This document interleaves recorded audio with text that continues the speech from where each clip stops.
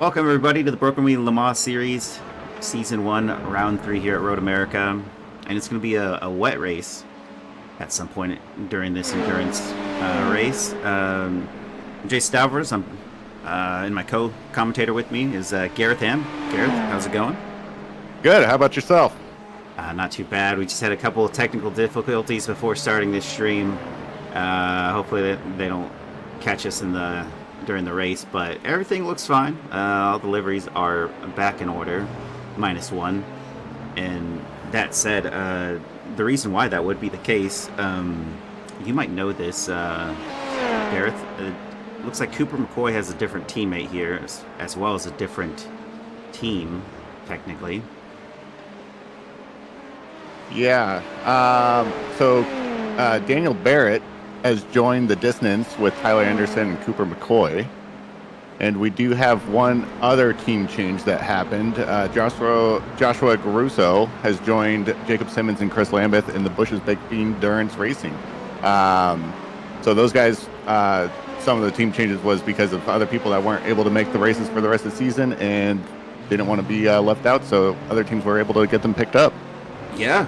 Speaking of that, Bush's Baked Bean Endurance, Joshua Grasso joining that team, and able to help out. And knew his teammate is in Italy, so that team is no longer with us. And which one was that? That was Narwhal Racing Team. They accumulated, let's see here, 298 points total. Not far behind. They were in 11th place with the races that they've done so far. Cone Killer Racing is in P1 with 374. All I'll say is, yeah, big change up. We'll get to see. Whoa! It seems like I always catch the action. That was Zeki Kabani there. Hitting Chris Lambeth right there. And looks like Chris is going into the pits from that. And Zeke's going to just tow right back and just restart. Yep. And Jeff Koffold with a impressive, I think, 5th place finish for himself in the GT3 Sprint Championship. His teammate Austin McGill in 3rd. I think it was 3rd or 4th. 5th and 4th. They were mixed nationality in that GT3 Sprint Championship as well. He's going to be going solo for this one. Good luck to him on this. And then just back over the Dissidents. The reason why their livery looks like that is because they had to switch teams to load in with this driver to be added to the team. I believe that was the case. There's no other reason why his livery would be off for that.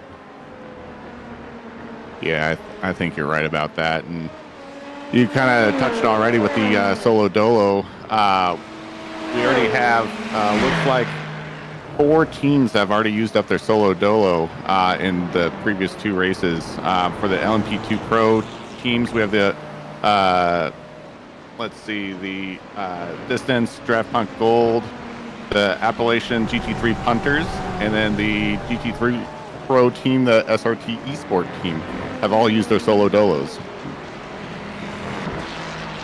Yeah, and with that said, it just means that if they try to use another Solo Dolo, it's going to be a penalty, if not a complete disqualification from the race, isn't it? Or no points awarded, I believe. Yeah, I believe at least no points awarded for sure.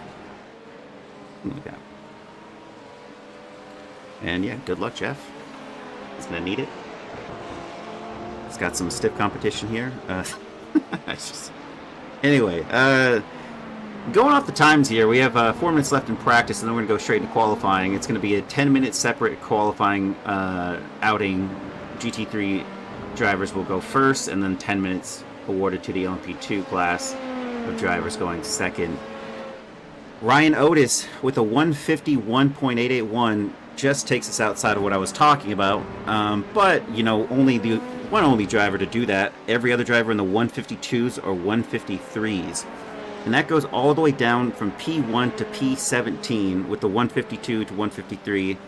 The only one outside of that is Kyle Bastos in the Inca Salsa Racing, and he's in the 154s, but low 154s, the 154-2. And then going going over to, I guess, the driver who is solo, Jeff Koffold, with the 2:03.3, fastest time out of everybody there. Hyperion Racing 7 and 9 are in 2 and 3 on that spreadsheet, and they're in the 2:03.9s and the 2:04 evens. Like, pretty strong competition there. All the drivers in the GT3 class are in the 2:04s outside of the P1 and 2, with only 3 drivers in the 2:05s, or 2 drivers in the 2:05s and 1 driver in the 2:06. Again, we have the driver of Thomas Smith in the car right now for V-Ray. Get out of the way.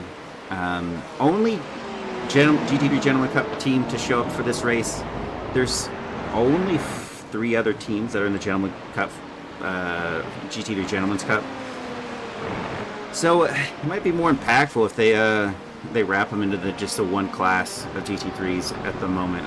Not going to be the most exciting competition for the V-Rays if they win by default for no other team showing up. Yeah, I completely agree. I think the league admins will have to make a decision about that because, him just coming out solo every week, or not him coming out solo, but just being the only solo team, just not quite as much fun. So we'll see how that pans out in the other races and what happens. Yeah, I completely agree. Let's see, what teams did not show up for the first or for the second race there at Hockenheim? Well, for the first one, Gasparilla Motorsports, Sean Gerd, they did not show up for the first race, round 1, but they were here for the Hockenheim race. And then we have 2 113 Racing pros. I don't see them on the board. They were here for the first race and missed the second. Looks like they're going to miss the third. And Pax Oceani. Is Pax Oceani here?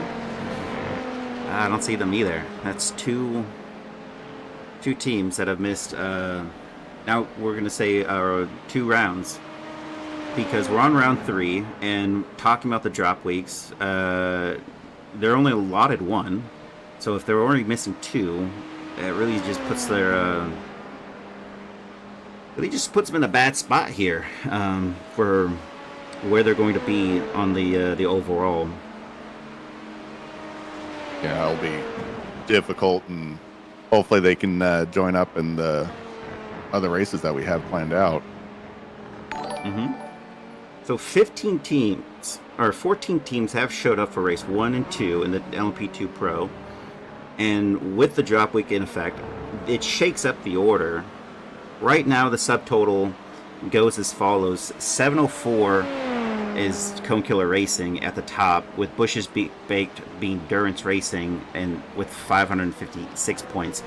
Thank you, New Era Shane, for the follow there, though.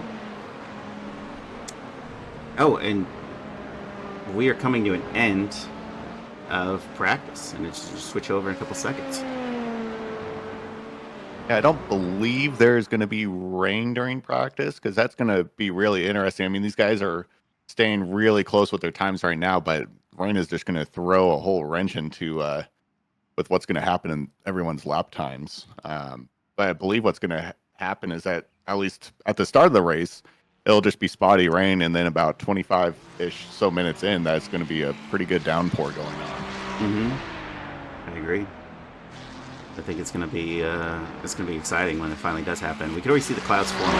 All the clouds are forming, and while we have only one driver, a couple drivers coming out of the pit lane right now, we're going to do a quick promo for the qualifying promo. We'll be right back, guys. This series and I guess the server as a whole is sponsored by SimMotion, and thank you to them for sponsoring the Broken Wing Racing League. And this is the Broken Wing Le Mans Series, Round 3 at Road America, Season 1. Jeff Koffold is the first driver to go on his outlap here at Road America, and we'll get to see him have a really good gap, as you can see on the track map. He's already got himself a good buffer before he takes his flyer. Yeah, it's really nice just being able to create that gap and just not have to worry about any traffic or anyone in front of you or anyone behind you disrupting anything. So that's awesome for him to being able to get out there and hopefully being able to set a really good time for him. Not only that, but he's the only solo driver that's out there right now that we know of. So let's see what he can do. Make his teammate proud. Exactly. And I mean, that's good. That's a long time to be solo racing. So good luck to him on that. Yeah, it's just all about that 15 code lap. And maybe he's going to do that when he gets in their qualifying session ends for them. We got 7 minutes 30 seconds left before they have to switch off and pull over to the pit lane.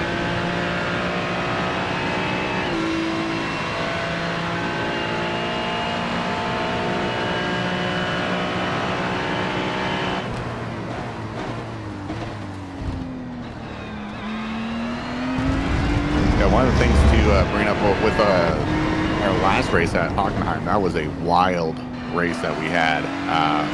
There is a little bit of a safety car generator issue. Our safety car generator is made in house, which is awesome. But we did run into a bug, and it kicked off 2 times that were totally, that deserves a safety car. Just huge accidents, and the third one was just on its own. So with the safety car this week, they limited it down to only 1 safety car for the race. So it's going to be pretty interesting to see, and especially with the rain going on.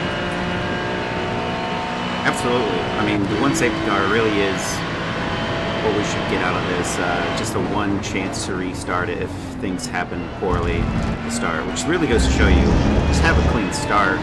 It's a long race. You're not going to win it on lap 1, so just keep it as clean as possible, guys. I mean, we did see Road America this week. It's been already difficult for some drivers. What was it say? Yeah, I mean, T1 is always just a hard one on this track, and especially throwing some rain into it a little bit later into the race, it's gonna be very difficult, and especially the carousel, just trying to keep your grip and just not sliding off the track. And Luke Wallace takes us to P1 when he goes across the line, and then STR Orange also going fastest. There's 204s that we were seeing in practice and 203s. We might see a big change here as V-Ray get out of the way, crosses the line. Goes to 7th right now. Prosciutto Punch Racing in the 4th. Jeff dropped down to P3 right there. Parks de la Cruz of 212 Racing in the 212 car. They have a 212. I think there's another 212 car. I think the 213.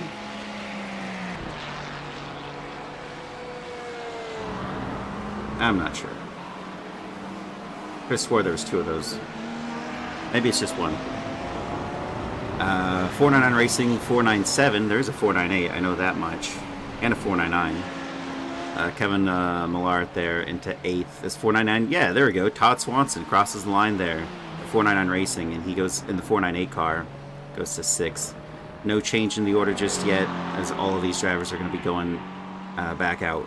SRT Esport, Evan McKay is actually in the pit lane. Not sure what's going on there. Zeki Kabani of the Barbecue Boys is out there, but he has not set a time on the board. And is that his Dr. Pepper waifu?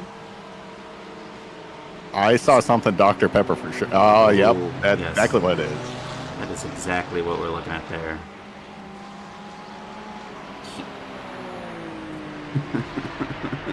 These guys in their liveries, man.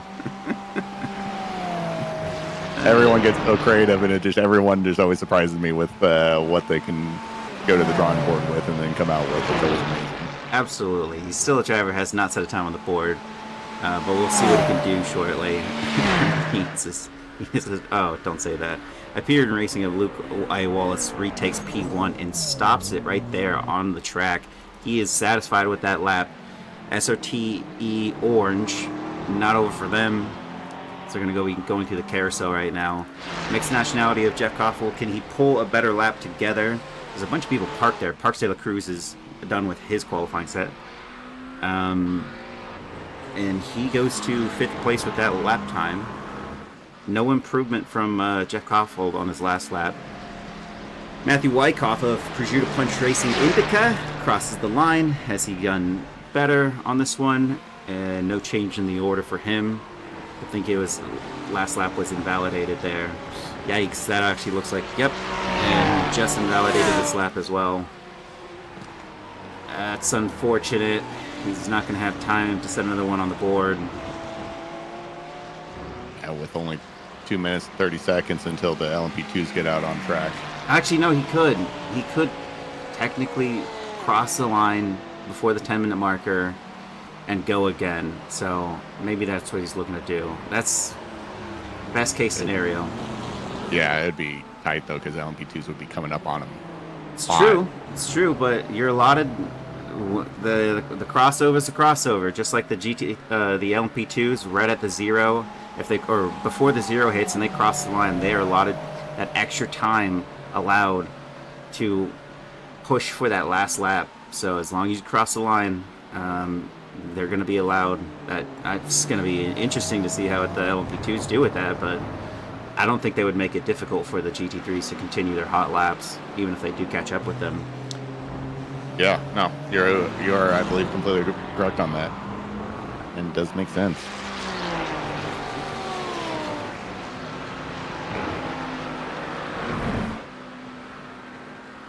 And Jeff was the fastest driver in practice. Can he become the fastest driver in qualifying? As we'll see here, he's did a 2:03.7. In practice, he did a low 2:03. See if he can replicate that as he crosses the line. It'd be quick. It'd say it right at the top. Fastest lap awarded to, and it did not. So no change in the order. 1 minute left to go. He's going to continue. Number 10, barbecue. 6, Prosciutto Punch Racing. This is going to be his chance to go again. He's going for it. Matthew Wyckoff invalidated his last lap. Of those drivers, 9 and 5, Parks de la Cruz, as well as who's the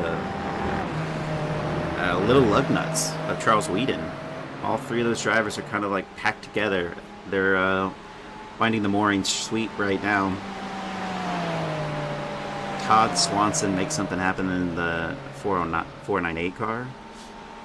No change in the order for him. See, nobody's really made any headway here out of their laps. Zeki Kabani also must have invalidated his lap. No, he didn't. He just... It's odd. Not sure about this one. He didn't have an invalidation, but it didn't show up what his last lap was. Oh, interesting. Now this LMP2s are starting to make their way out. This is it. Yeah, they're making their way out, but we got one left. Alex Caruso did cross the line. It's an 11-second gap. They're not going to make that up in the time, so I think it's fine. I think they're going to be completely fine. Ooh, that is somehow not an off track. Wow, seemed a little wide there. Yeah. Well, unless that was, and it was the one that I'm not sure. Oh, Zeki reset it. Oh, okay. So he was on an out lap. Jeff Koffold goes across the line, doesn't improve his time. Luke Wallace does improve his time. He goes to P1 right now over that. We got P11 of Thomas Smith crosses the line. No improvement there on his time. Car number 5. Parks de la Cruz is about to round up that hill, and he crosses the line. Can he improve his time? It's a negative on that one. Number 10, Zeki Kabani. We have 2. Everyone else has parked it. They know they're not going to improve. A lot of drivers did invalidate on that last lap, which is unfortunate. We didn't get to see any improvements made beyond Hyperion Racing 9. Yeah, guys are just trying to push as hard as they can, just trying to get a little bit up there. But if you push a little too far, you're just going to get that off track and just invalidate your lap. It's a fine line. And Zeki Kabani does go faster. They go to P5 with that one from 10 to 5. Hyperion Racing of Alex Caruso goes to second. And now we're going to get to see who is where on this. Come on. Yeah, there we go. Arcadian Racing. Arcadian Motorsports of William Paisley. First driver to set his qualifying lap here. Let's see what he's able to do. If I'm not mistaken, there's something set on the side. Not the butt kicker part, but like it says like macaroni or smack of something right there on the. Watch that LMP2 pit exit. I'm not sure. You'd have to give me specifics. I didn't see anything. I wonder if he's referring to when they're all exiting, trying to leave the pits when they're all lined up. Oh yeah, it's probably like what we saw last time. Oh, something set up. It's a setup something. Oh, he's going too quick. I can't tell. But there's another lady on the livery. I guess we have a few anime fans that are sim racers. Jacob Simmons of Bush's Baked Bean Durance is right there in the background. Both drivers. We'll set the 1 and 2. Which one is which?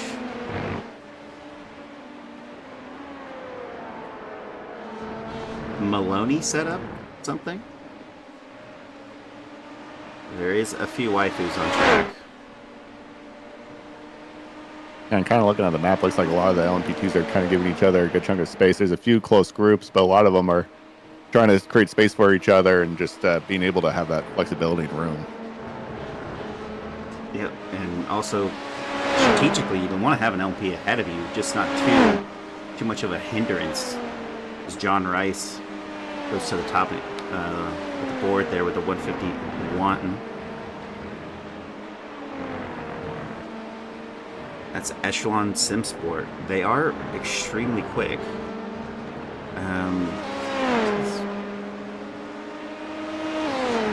That livery is not showing up.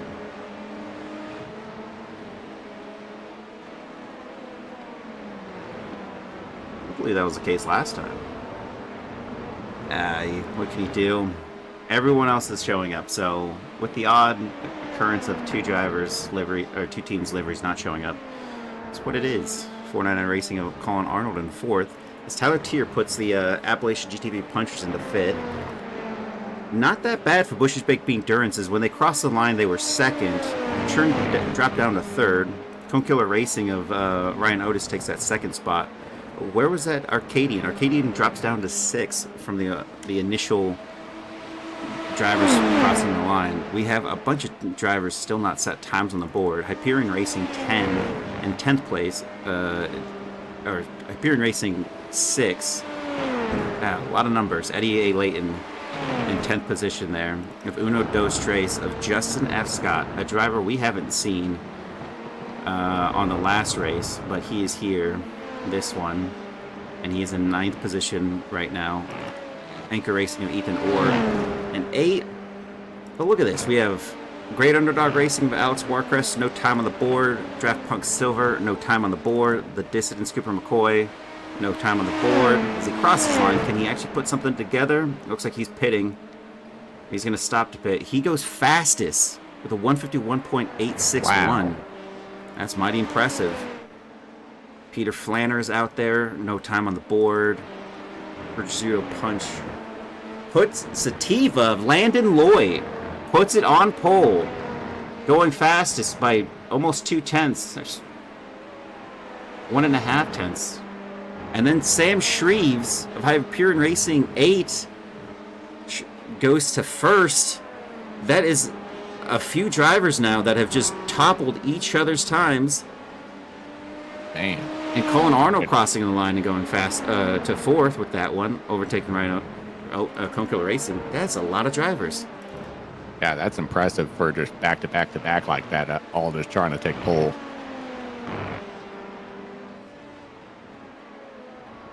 Yeah, it really is impressive. And look at that.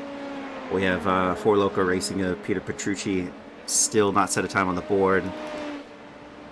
But Peter Flanner, what can the Draft Punt Gold driver do? No, no, time on the board? Time on the board. Maybe he was just putting in a banker lap because he now put that to P15 with his timing.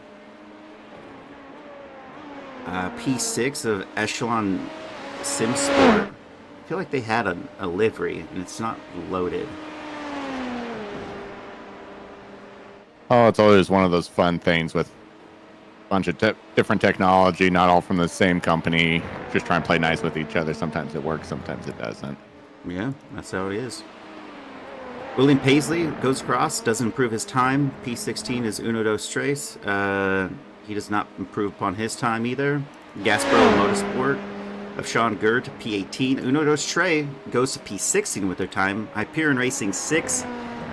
Eddie Layton goes to 8th place as Great Underdog Racing goes to 7th. Sometimes maybe good, sometimes... yeah, pretty much that. Dylan Maroney, Draft Punk Silver, goes to stays 11th for the time being. It looks like he went and cut some grass while he was out there onto turn 1. Cone Killer Racing of Ryan Otis goes to 3rd, but goes back down to 4th as 499 Racing of Colin Arnold goes to 2nd. I think Dylan Maroney was trying to be the most expensive lawnmower you've ever seen in your life. Yeah, I think so. Jacob Simmons and Bush Bean Dirts Racing is in 9th. No improvement on their time. Driver in 5th, Cooper McCoy. Can he respond? He was on pole. Can he get back on pole? We have 1 minute, 10 seconds left. And no response yet.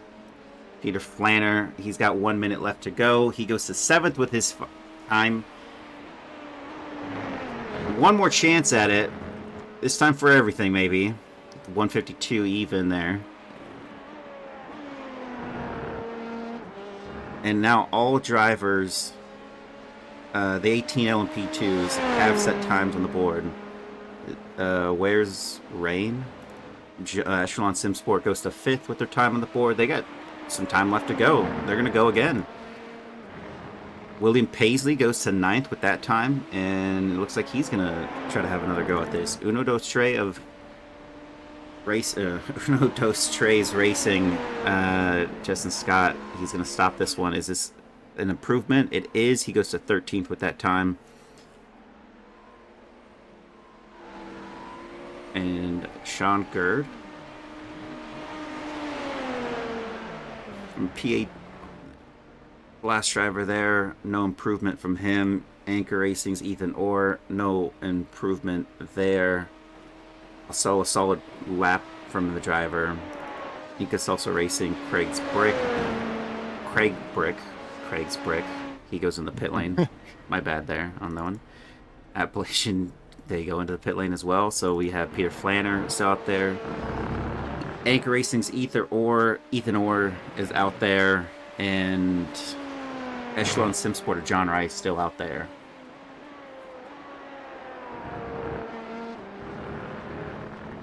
See if these guys are able to lock down a little bit better time.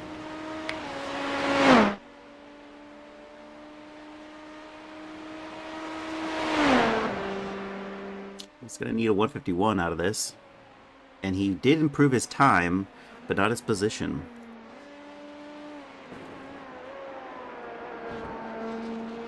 By the way, if it makes you feel better, John Rice isn't loading up for me either. That's good.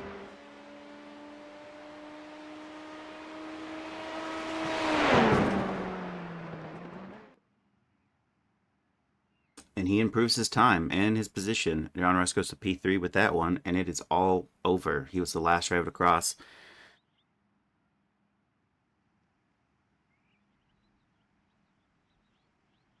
And it goes as followed. You can see P1 through 5, Cooper McCoy in 6, Peter Flanner in 7, Alex Warcris in 8, William Paisley in 9, Eddie Layton in 10, Jacob Simmons in 11, Craig Brick in 12, Justin F. Scott in 13, Eric Koonsman 14, Tyler Tier in 15, Ethan Orr 16, Peter Petrucci in 17, Sean Gerd in 18. P1 through 5 is on the leaderboard as well for the GT3 class. P6 is Tyler Kokeko.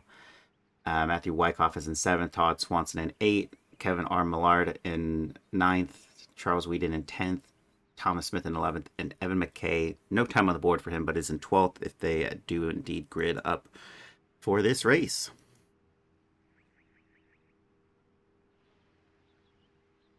Where did all the GT3 go? They sit out qualifying for the back half. They do the 10 minutes of GT3 qualifying and 10 minutes of the LMP2 class qualifying, open qualifying.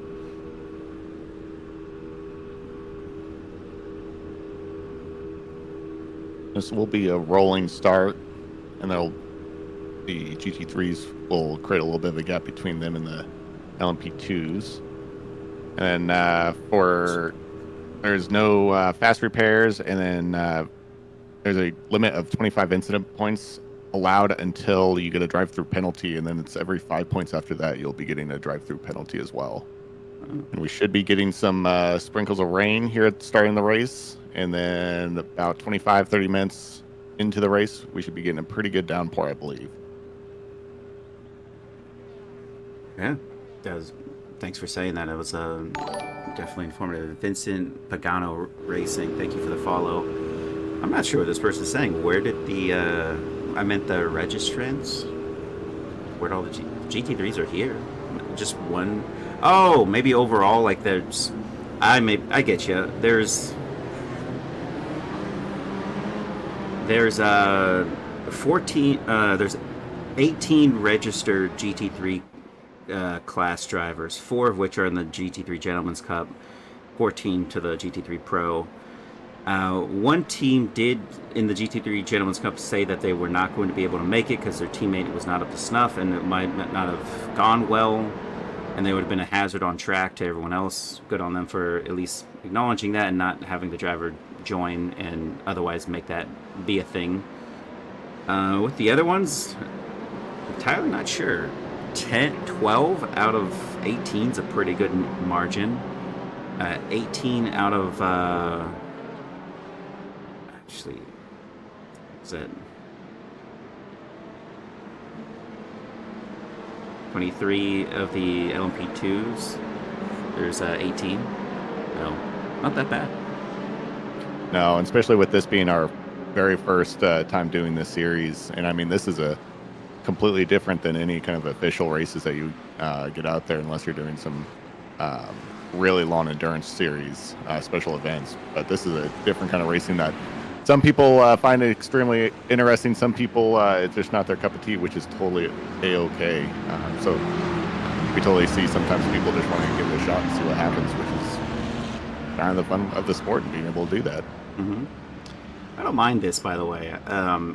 When the spread was too much, you're like, okay, it's too much of a gap. You're actually hurting the guys behind, but they're reeling it in. Although I'll say that the Barbecue Boys are giving a good, healthy gap to the SOTE Orange team right there. Matthew Wyckoff really, really happy on the rear there. But look at this, a lot more tight, with the exception going further in the back. You can see. Further in the back, they're not so combined up, and I get it. It's a long outlap, but you want to make sure you collapse that completely at the race start. Yeah, otherwise you'll just start creating just a bunch of just big sways in the grid and just create some gridlocking and stuff like that, and you don't necessarily want that. You want to have everyone have a nice start right at the beginning. Yeah, and now that we mentioned something, Prosciutto Punch Racing Sativa, Craig Carroll did not go to grid, and they are 4th in the spot. That's why we see a gap right there. So they're going to starting this from the pit lane, unfortunately. And is that really what it's about, J.R. Burke? You guys because that is so the livery didn't load, and it's not working for a couple people, so that's unfortunate if that's the case. The liveries have to be settled before they even register, because it doesn't register for other people. Oh, okay. I was gonna say that is been a thing in the GT3 class, or GT3 Sprint Championship. People have done changing liveries mid-session. Safety cars in. We'll get to see what these drivers do at the start of their race as they will get going. Hopefully this is all clean. We will take a look at all these drivers and then take a look over at what happens with the GT3s as they start going into turn 1. Everything so far looks to be slotted in. Everyone slots in fairly well. Nothing too out of the ordinary there. That's really impressive. Yep. And we got a driver going down the inside line. I think that's trying to make a run there. And, oh, there's a spin from an Salsa Racing. Besides that, it all looks clean. Hyperion Racing, SRE, as we're going over the GT3 class. They're going to go side by side into turn 1. Alex Caruso on the outside in the Hyperion 7, Racing 7, and he... Whoa! Oh! And Jeff Koffel gets a little pit maneuver right there, and he's going to spin back out there and get back out on track with it. Yikes. You wished good luck for your teammate, and the luck... I mean, it looked like he had a move down on the inside line, and it ended fairly quickly.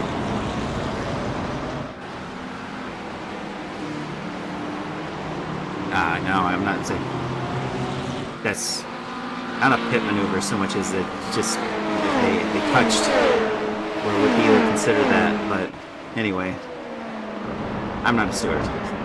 Yeah, we're not stewards, we're just commentators. Yeah, I'm not. He did go quick and down that inside line, and he might not have been able to make the corner. I don't know. We didn't get to see the perspective from his perspective, but if he was turning in at that point and was slowing down, maybe he could have gotten by without being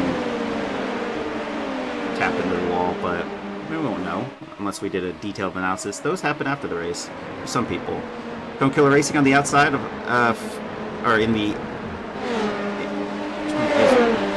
inside.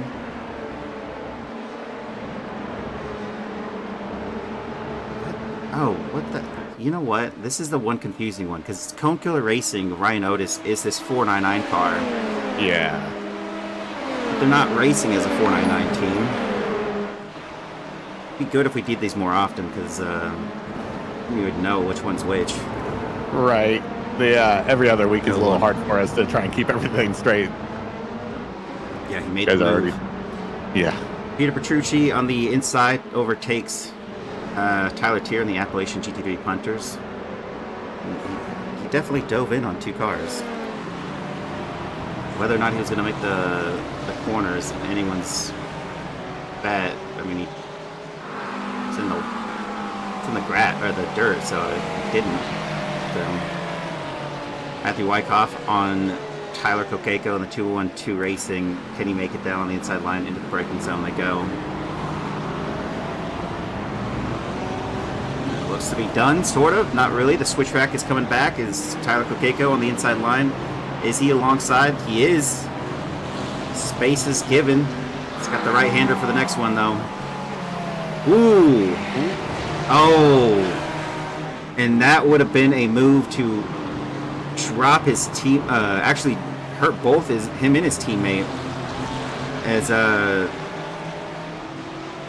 Tyler Kokeko loses. Oh, no, I'm not even saying that right.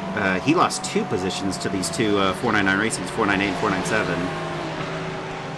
Just because if he turned in, you saw that little snap. If he turned in, it was going to be more than likely an incident.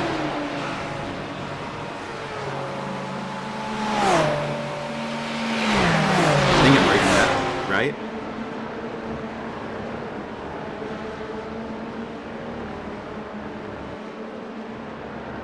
And here's Bushwick being whoa. Some blinking going on. Yeah, Jacob Simmons now opting to go on the inside of Eddie Layton in Hyperion Racing 6. I think he's fully got the move down. Yeah, before that braking zone. It's always a tough one to gauge when someone starts blinking in front of you. What do you exactly do? Because it's hard to predict their movements. Mm-hmm. And we saw this in the GT3 class. Now is it going to happen in the GT or in the LMP2s? They follow alongside, no incident there. But Tyler Tier, can he make a move on Peter Petrucci? Not yet.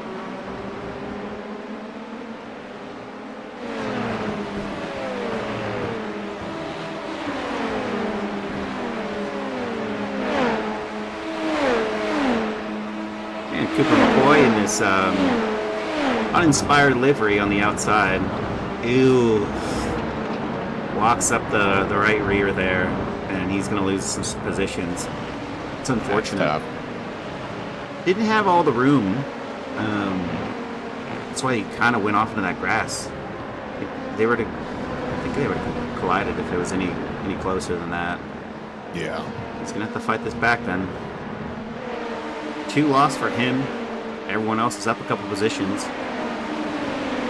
And we'll take a look at that, but in P2, Colin Arnold, the 499 Racing, against Sam Shreves in the Hyperion Racing 8. They were pretty close on entry, but you know who's also close? Tyler Tier on on Peter Petrucci on the outside into turn 1. They're going to take this into turn 2. Tyler Tier is up 1.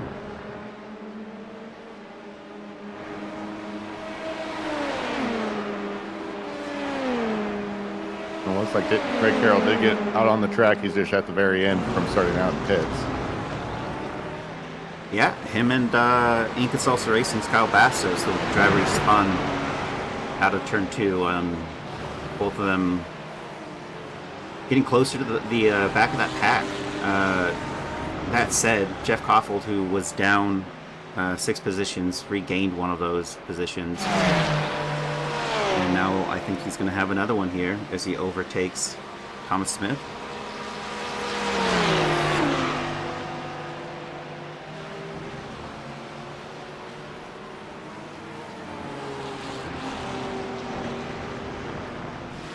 Very nice. Just sliding right in. Keep the power down.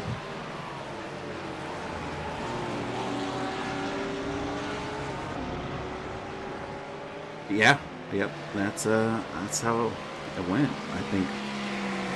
Gotta go over to the distance. Cooper McCoy. He's got Jacob Simmons in his sights.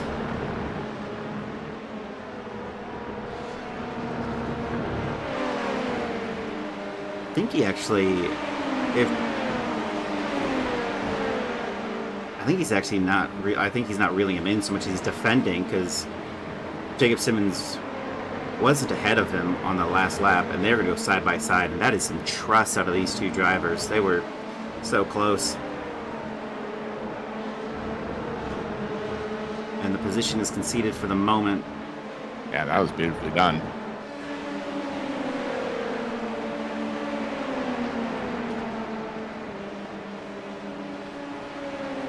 He's just right up on there with Jacob Simmons, just trying to find a little bit of a gap where he's able to get in there. Ooh, a little bit of a contact there, looked like.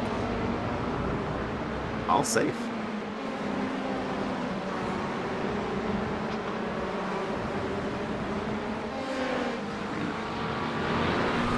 That's it.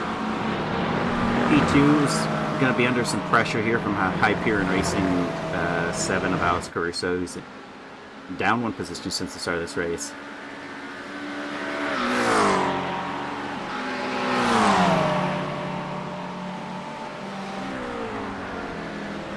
That said, every driver besides P1 has either gone up or down a position or 2. It's kind of nice to see the GT3 class battling it out like that. Yeah, it's great seeing this level of drivers just getting out there and just racing hard and just being able to keep it relatively pretty clean. Yeah, I'd say throughout so. what's going on so far. And it'll be interesting when we start getting some rain. You can start seeing those clouds really starting to form up.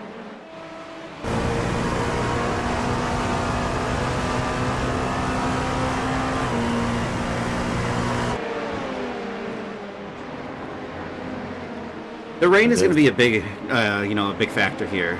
Oh, see, like you can already see the split from the track map. We got a couple different groups formed, right? I would say it's almost about even. You have the 1, 2, and 3, 4, 5, 6, 7, 8 are all. There's a gap from 3 to 4, and then 9 to 10, 11. It's a little bit of a gap. It's the same thing you can see in the LMP2 class. Look at that. 1 through 5, they're all kind of, or 1 through 4, they're kind of stuck together, and then 6 onward to 10, they're similar pace, and then 11 to 16, all similar pace. Look at that. No one can take that without hitting that gravel. Isn't that something? Yeah. Speaking of which, here's Craig Carroll, who started from the pit lane. He's in 17th. Oh, look it. They didn't hit the edge of the track there.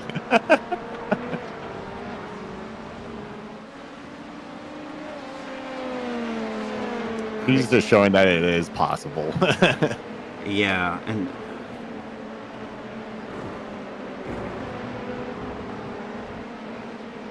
Craig Carroll, his teammate is Landon Loy. So Landon Loy was the one that put it on. We'll stop that for a second. Got a battle on our hands. Justin Scott on the inside of Eric Koonsman, actually. And look at that. Sean Gard's going to get into this battle. Who's it really going to go down to?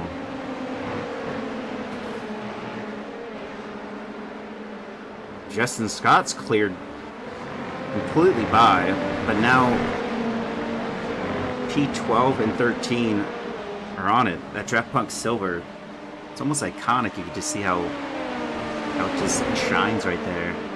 Does he have the move down? He's not going to move down to the inside line. He knows Sean Gard is there, so he'll probably going through. Oh, look at that. Perspectives, they change. Right? Yeah. And all of a sudden there's space. There's a lot of space. And that's a driver. That's going to really hurt his chances there, unfortunately. Maybe not. I don't think anyone was able to capitalize on that mistake.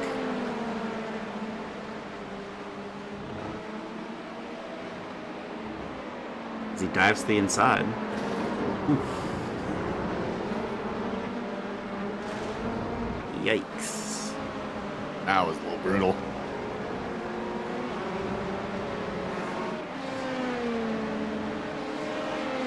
Yeah, you hate to see it. Tyler Tier making out off of the victor here of all of this.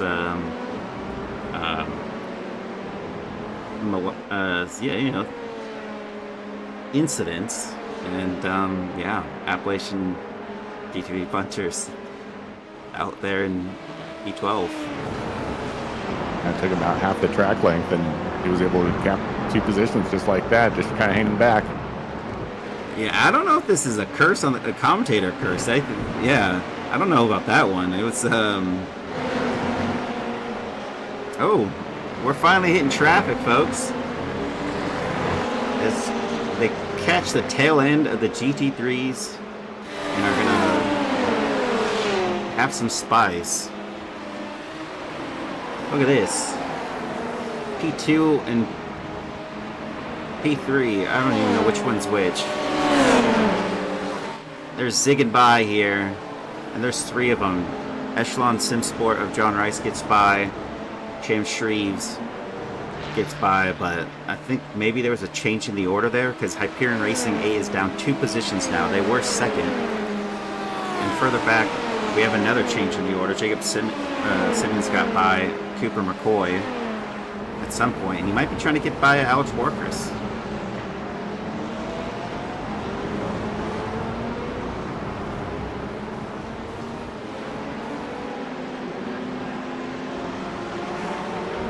It'll be interesting to see how all those guys do. Those guys were pretty crazy at the last race, they were almost dead last and were able to claw their way up to like, what was it, P2 or P3 that they finished? Yeah, the Hockenheim race. Yeah, you're right. It was extremely impressive. Yeah, it was extremely impressive. They finished second. Yeah, jeez. Yeah, they finished second. Just looking at the standings there. Yeah, at the race results, I should say. No change in the order of these two battling, which is kind of surprising. Further up, we got Sham Shreves on the hunt. John Rice, veteran sim sport. They were about 2 tenths separated before they had to kind of shuffle through these GT3s, so a little unfortunate there. But further back, I guess one driver was able to capitalize. Jacob Simmons now has Alex Warkus behind him. Great underdog racing. Now, Garreth, is the rain already? Is it already coming down? Have you noticed anything on your end? I haven't noticed anything. Let me take a quick look. Yeah, I'm not seeing rain hitting their windshields yet. I wonder what the forecast looks like. I was just wondering the same thing because it looks like my time frame is a little off there. Yeah, 9 minutes till rain.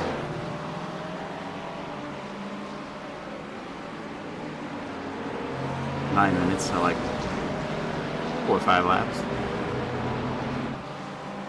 It'll be really interesting to see what these guys do for strategy when it comes to rain, because when it first starts coming down, you really don't need to do too much. When you start seeing kind of the wake outside your car, that's when you need to start doing something and really start kind of changing up your strategy when you start losing your grip. And I'll be curious to see when guys go in, if they decide to do a change to wets and how bad the rain really gets.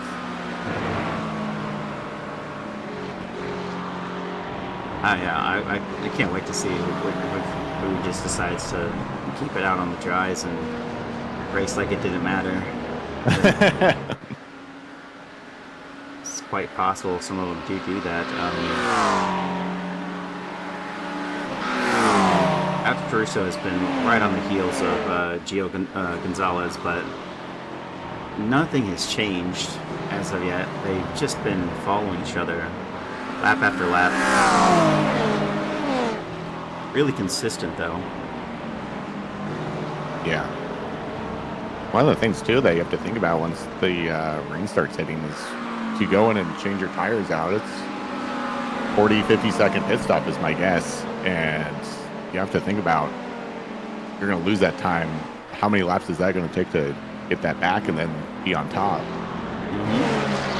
Or if you can just incorporate that with one of your other just basically mandatory pits because you're out of fuel. Yeah. I'll be keen trying to do that. It'd probably be better to try to hold it out as long as you can. Cooper McCoy here trying to make up a spot on Alex Warkus. He's down 3. And he gets by. Around the outside he goes to the carousel. Is going to be able to hold on to that.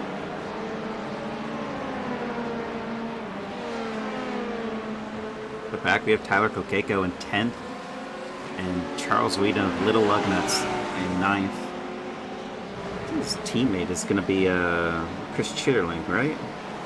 Yes, it is. I wonder if those two are best friends in real life. All right. They do everything together. They do the Xfinity Series together. They do the GT3 Sprint Championship together. I'm sure if they were in the V's and Arrays, they'd probably do that together. Light rain, we see it on the right through the kink and into Canada corner here. It is raining, and the spray starts to come up.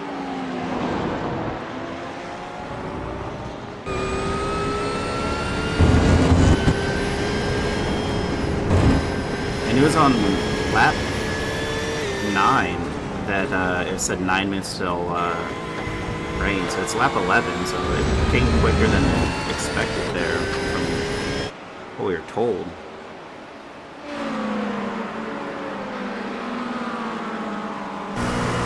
Looks like a pretty good downpour too at that. Yep.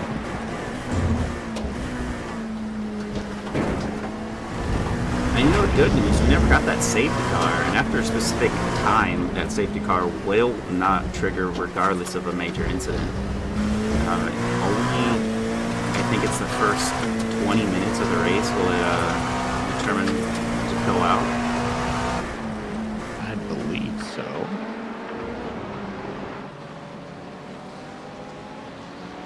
I never want to give confirmation. Like, that's the time I know it is to be correct, but, you know, you say it, and then someone's like, actually, you're wrong. I'm like, all right, fair. That's why I said I think it's this. And I didn't... So then you can never look down. It's like, well, I was wrong. My bad. All right. It's going to be very difficult to start passing these GT3s when the track is going to go wet. You're going to be on the wettest part of the track that isn't getting driven on. So safety car looks like it's possible from minute 0 to minute 100, so an hour and 30 in. That's why you never say anything. Eric Koonsman, hot on the heels of Peter Petrucci in the Four Loko Racing, as they're battling straight through the GT3 traffic. And William Paisley down the inside line into turn 1 doesn't make the move stick there on Ryan Otis of Cone Killer Racing. I believe, actually, again, I'm saying believe because I won't even say I know. Cone Killer Racing is Ryan Otis, Samuel Otis, and Matthew Morehart. So he's racing with his son. And I'm not sure which was which. Oh my gosh, I can never remember. Need to put that down as a locked note somewhere once I find out again. But that is cool. Be able to race with your dad.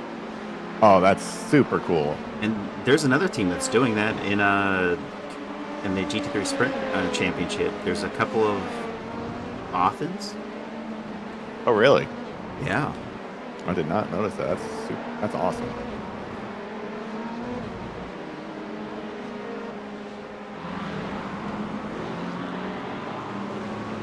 It was raining, but it looks like it's a little bit more bright right now. You know, lining up a little bit.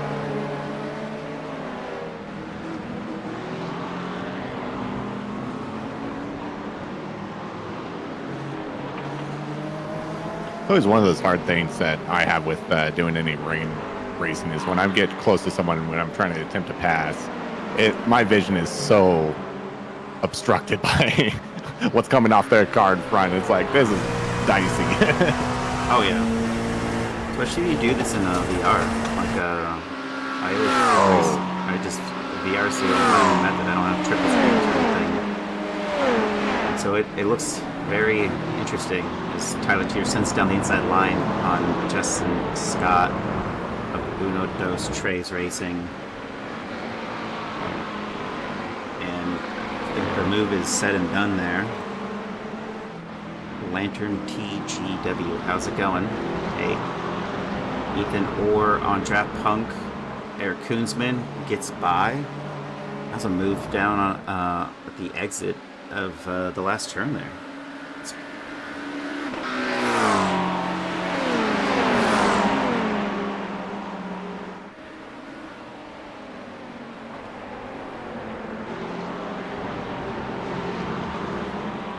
Those two are actually battling. Ethan Orr and Eric Koonsman are battling for their respective class there, the LMP2 Gentleman's Cup win.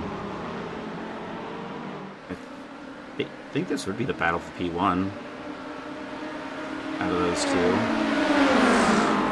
And look at that, Justin Scott letting both by. I guess, yeah, really letting both by. And yeah, maybe it's just getting more difficult to race in the rain by losing 2 positions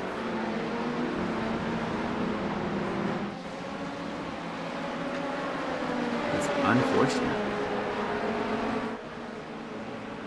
Yeah, with throwing rain in there, and I mean, some drivers have a lot of experience in it, some don't, and especially depending on the vehicle. A little bit off track right there. But yeah, it is. I mean, some people just don't feel that confident in it, and it's can easily show if that's the case, and just like, hey, it just you start seeing some like hesitation movements. Yeah, let's take a look and see if there's any hesitation on a John Rice in the Echelon Sim Sport in P2 right now. He's got a good gap to Sam Shreves, 4.1 seconds, who's in P3, so it's down to these two. Look at that little wiggle, and that is the move he needed. A little bit of a mistake there out of the 499 Racing of Colin Arnold, and boom, there's the driver now getting by into P1. And Colin Arnold, who had not gained any positions, is going to have to actually gain one himself. He's now down in P2. That was awesome to see, especially in the cockpit, just with that overtake. Yeah, just the little wiggle on the exit. He knew he felt it. He couldn't get it back on the power. And John Rice was able to capitalize. It's the little mistakes that go a long way.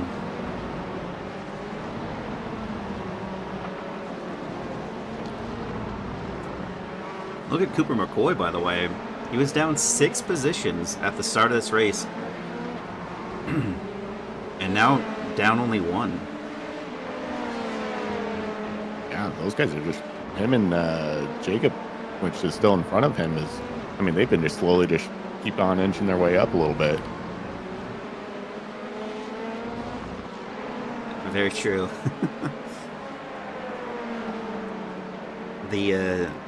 Let's take a look here. Charles Whedon is in the pit lane. This would be I guess, a moment of opportunity for some of these drivers to make a change here. Oh. Someone's out in the dirt. Here we go. Zeki Kabani of Barbecue Boys. Oof. It's a little slick out there. Yeah.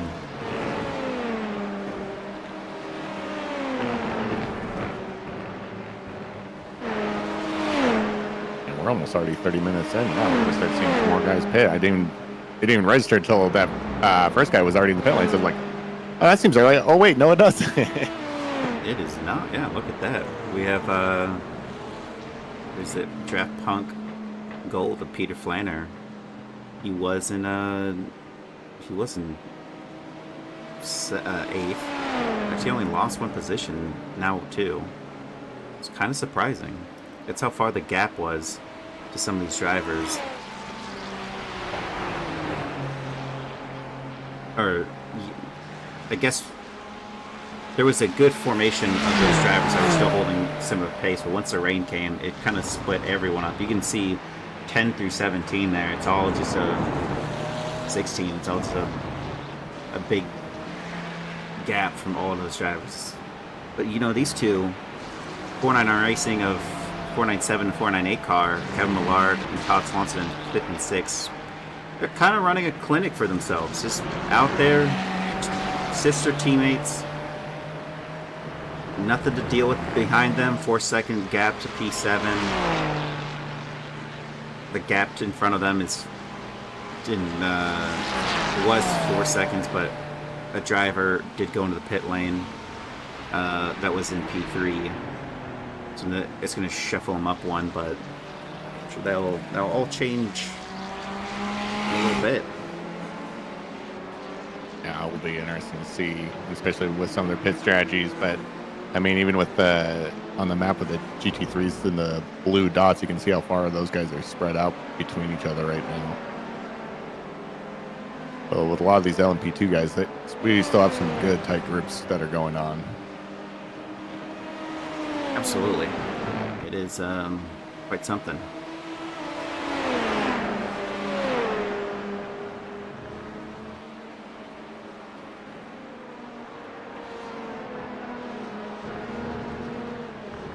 It just goes to show you, trying to get them on the everyone's going in the pit lane now for the, not everyone, but I think Draft Punk Gold and Silver are back out there.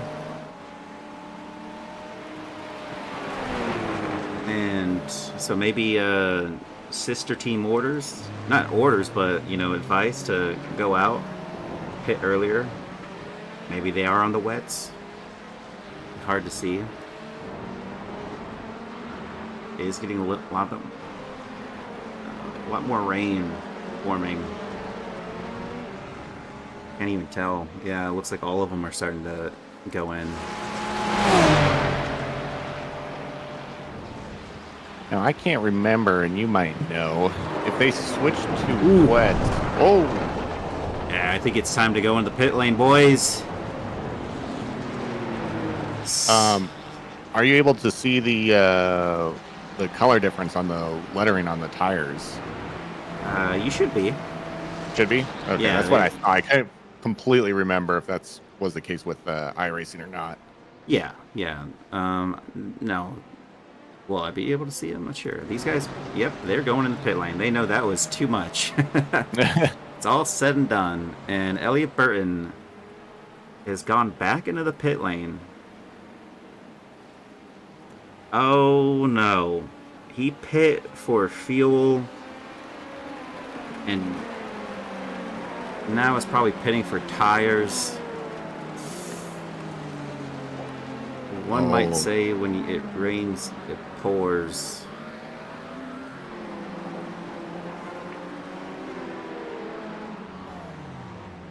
You would be able to see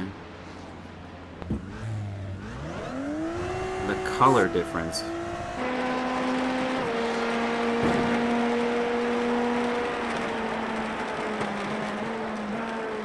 I haven't taken a look at it for some time, so I'm not even quite sure. Yep, look at oh. That would have been the car to look at. Right? Spun. Yeah, I think they have wets on.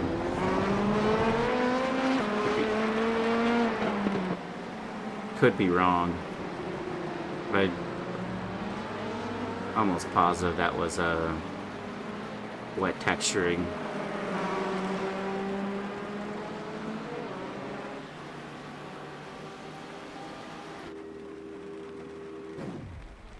Yeah, do you see that? Oh. Someone turned their car on? Yep.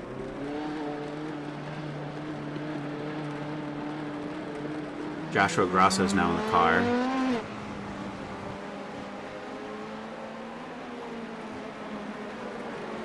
Oh, you know, you briefly see it, but one had a smooth tire on, and the other one didn't.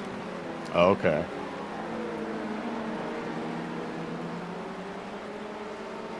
Man, this is a dicey game, even with wets, but with that newer tire model with rain, that's got to be dicey out there. Yeah, it's Bradley Sexton of 499 Racing is in the car now in P2. So William Paisley's going to pass him and take P1, I'd say. Or sorry, P2, but it didn't. Oh. Never mind. Cone Killer Racing. They use the same livery for their 499 LMP2s. It's going to get me every time, I swear. Yeah, well, let's see what happened here.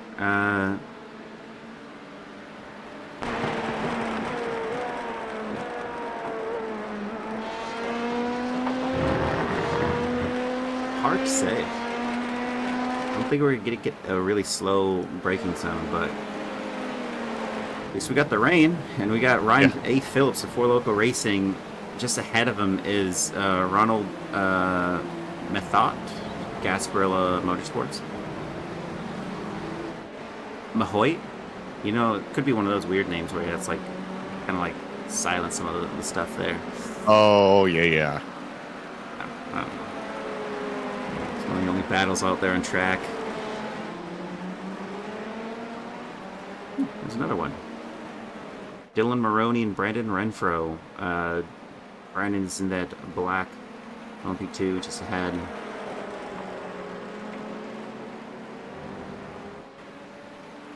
Oof. That was a lot. What did he hit?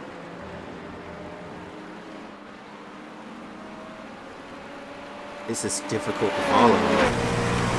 You can go on board. Oh man, that's miserable.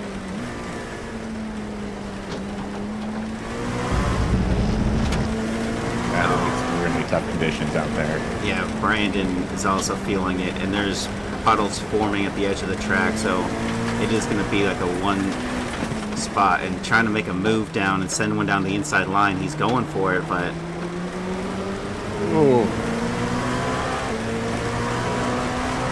I mean, they're both down on the power, and there's good traction down the start straight finish, but he's not going to be able to find that going into turn one, but maybe he will try to go for it anyway. He's making the move. And he has the corner down. And Dylan Maroney is no stranger to that, I guess. He kept it in and, yeah, got by. Something you can't say for not every driver that's going to be out there being probably a little bit more cautious. It is getting way more spicy. What is that? Kevin Millard there. What happened to him? I don't know if he's going slower, but it looks like he was going more cautious here. I mean, very well could be after his last spin out. I mean, you're just, depending on where your head's at, I mean, you could just be just on edge of just like, I don't want to spin again. Was it him that spun or Todd Swanson that spun? I thought it was both the GT3s for those guys. Yeah, I mean, they both did. The one spun way more than the other one. Oh, I see where you're getting at. Yeah. That I'm not sure. Yeah. It's hard to tell. Just have like a yellow T-cam for each one, and a black T-cam for the other one, so we can get a difference there. But look at these three. They're up at it. Gasparilla Motorsport is in 12th in the lead there, but Landon Lloyd, Prosciutto Punch Racing. Oh, he's gone off. He has gone off. No, the Gasparilla Motorsport went off the track there in the kink. Didn't lose it, though. Oh. That is something off.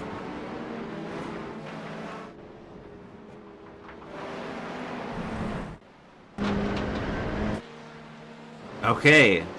Well, somebody went off.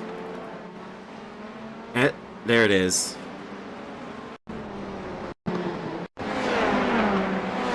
Landon Lloyd got ahead of these drivers as the other one went and fully locked that up, but barely touched the tire wall. So it's just going to be a... Oh, now he's going to do almost like an Austin Powers move, but yeah, he gets back out there. Pretty quickly, too. So not too bad there. Yeah. Now I'm curious, is anyone in the chat that's on a team, did you guys take wets? I'm sure you took wets, but how do you really tell the difference there? Is Craig Brick in the Incasalis Racing? He's actually on the grass there when he's braking, so it properly spun him down there. And off the track he went. Yeah, it's really rainy. Yeah, okay. I'm sure it's really raining. Now, Garreth, you wonder what happened with Peter Flanner there, because he went into the pit stops first. He went in, looked like he did everything he had to do. Maybe he didn't pit for wets because he's like, hey, it's still dry and maybe it doesn't come back out. But he'd know the forecast, so... Yeah, I'm not sure what was going on there. It's hard to say.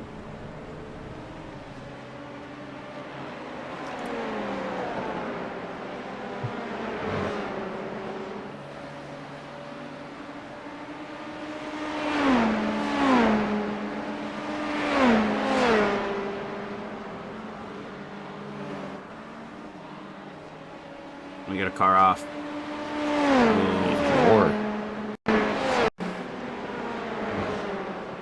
What happened here? This is the kink. Ooh. Oh. That's a gnarly hit. That is the big one. And you know what? If you just scope in this one more time here, if you see him hitting that curbing where it's all pulled up with water, bam.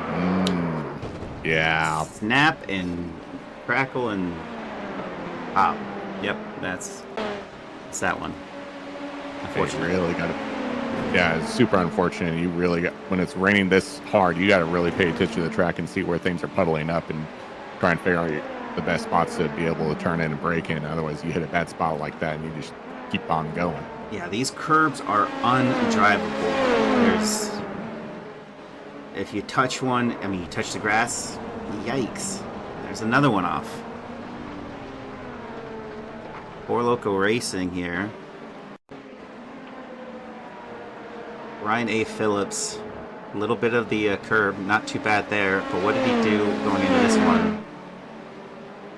I would say locks up the rears, but grass. Touch the grass on the going into that. You got an observation, Garreth? Yeah, I think you're spot on with that one. Just touched just a little bit of the grass and just locked it up and just couldn't recoup from it. Yeah, it's just going to be all these little mistakes that are going to definitely add up. Unfortunate. That's the real number there, is his mixed nationality made up any some positions here. Oh, we got another driver, Ethan Orr's going down the order here.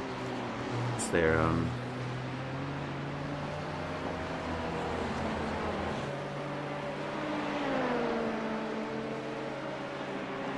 Landon Loy recovering a position as he gets past Ecos also Racing. It's Craig Brick there. Now up into 15th. It's down 11, so it's going to be a long haul for this driver. One driver I was talking about, Garreth, we saw this at the start. Jeff Koffold kind of sent it down that inside line on two drivers. It looked like he had a move done, so to speak, but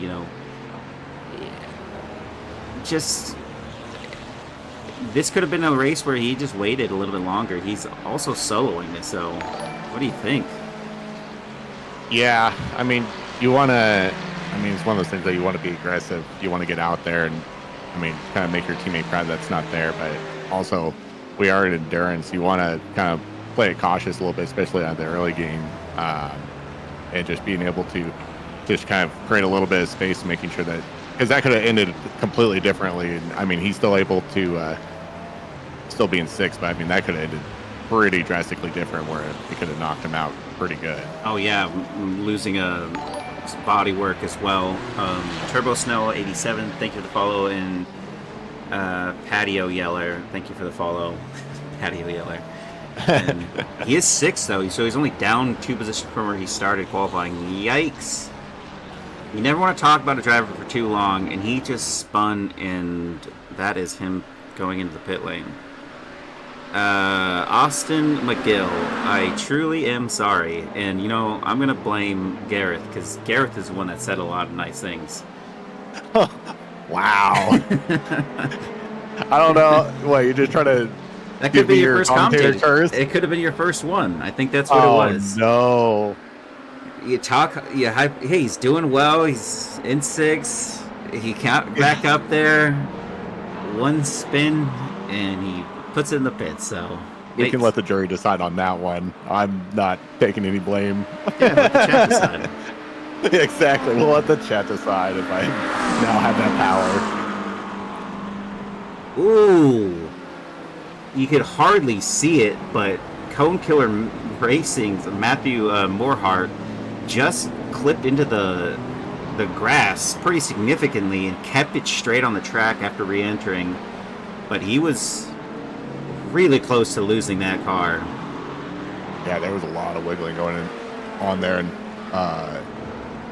same with it was like 2 cars in front of him that was also wiggling quite a bit there. Absolutely, yeah. It's very sketchy what's happening right now.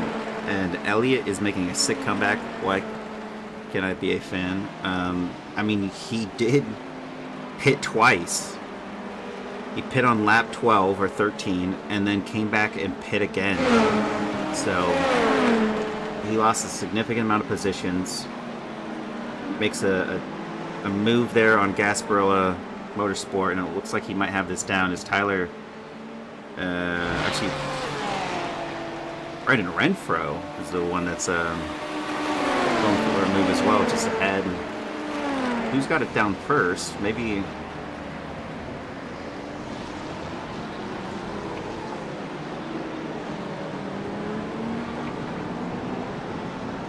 I think the move isn't there just yet, but they're being kind of cautious. You know what? Also to say, this driver is also making up some spots. He's still 11 positions down, but he's crawled back from last place to be now battling with P14. Yeah, Landon is for sure. I mean, he is a quick guy. And I mean, with him and Elliott too, being able to recap some positions like that already, which is in the rain too. I mean, it is impressive. Look at that send to the outside. Oh, he's going to be fully outside. And that's a little too much. Yeah.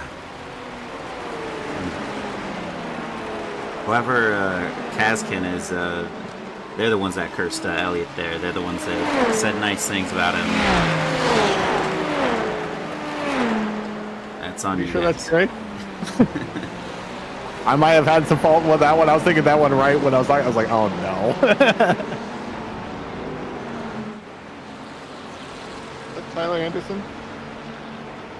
Could be. Oh, yeah, that's Tyler Anderson. Kazken 15. That is. Oh, that's why you said you can smell. How I can smell your stink through Chad. The two-time champ for you. Landon Loy just capitalizing it. Down 11, now down 9. He's going to be down 8 in a second as he passes Brandon Renfro down the inside line before they even get to the corner. And make him spots. He's got 3 seconds on Rodrigo Thierry. He's going to have to make up to get up to Uno Dos Tres Racing. He is just going up those positions quickly. Whoa! Probably all of his own making here. Really slow. That is a bizarre one. Yeah, I'm not too sure exactly what happened there. That was just hesitation or just lost grip at some point, but it didn't quite look like he locked up or anything.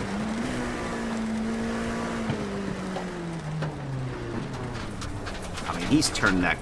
He's trying to turn it.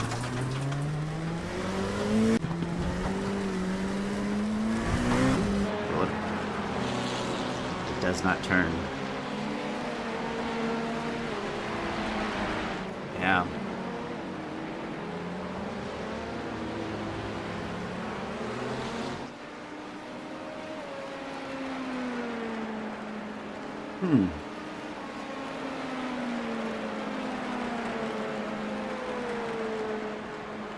You know what's weird is it registered that as a crash. Oh, really?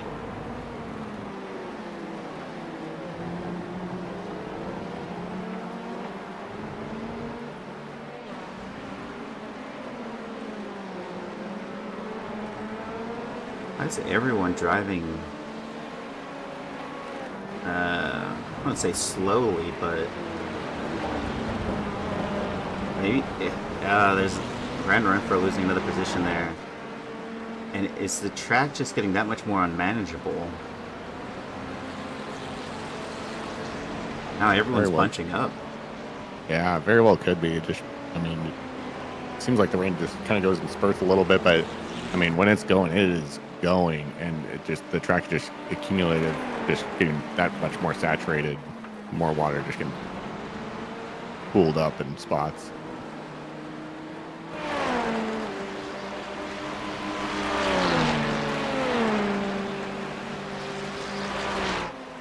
Everything's green, so there's no like safety car scenario. It just seems like everyone's kind of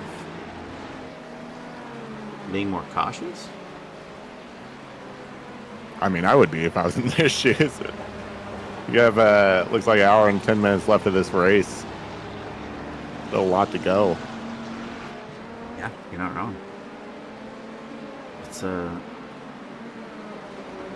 little puzzler. Like, look at this. Rodrigo Theory had 3 seconds, a 3-second gap to Landon Lloyd. It's completely negated to half a second. Now a second. Oh, safety car. Wow. So we do have a safety car.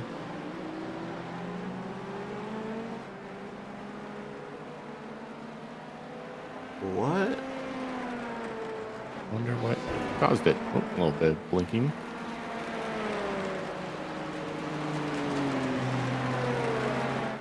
Is anyone aware of something that happened on track?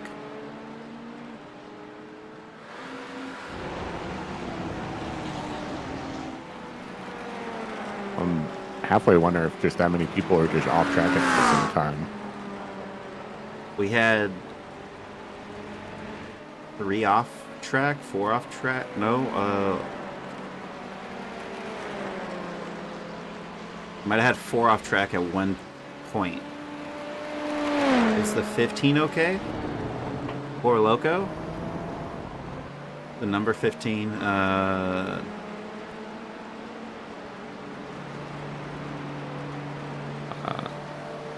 There, if he's Is referring to Daniel oh, Barrett. Daniel Barrett. Oh, yeah. Yeah, he's fine.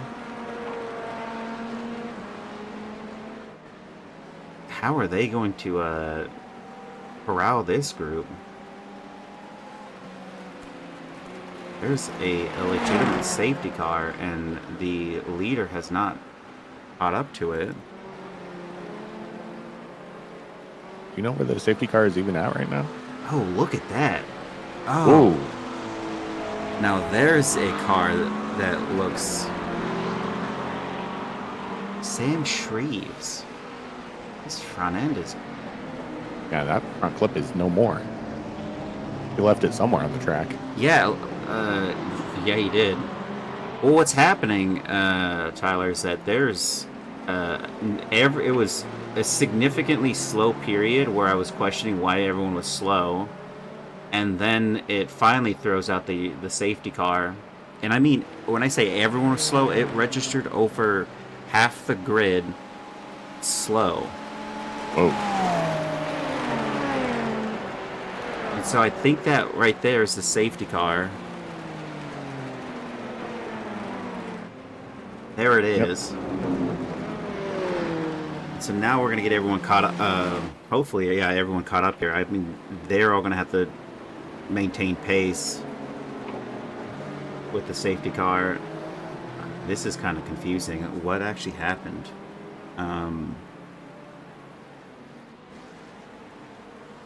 So there was this incident which said that Brandon Renfro crashed. He just locked up and got back out there.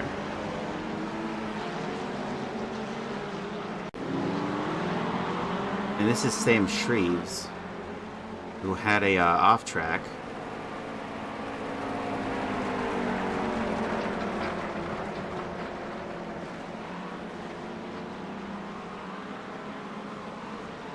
Where?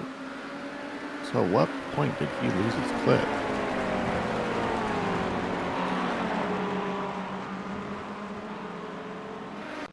All right, we'll go forward in time and see here. Landon Loy had an off track.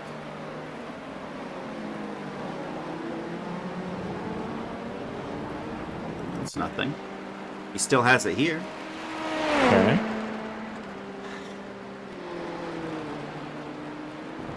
Nope, he's gonna lose it. Yep, that's when he lost that.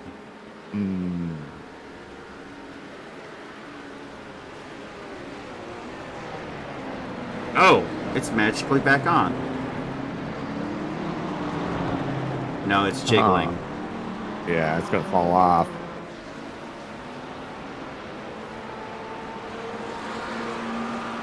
Yeah, it's not fully on. the more he gets up to speed, this is going to just shake off of him. Look at that.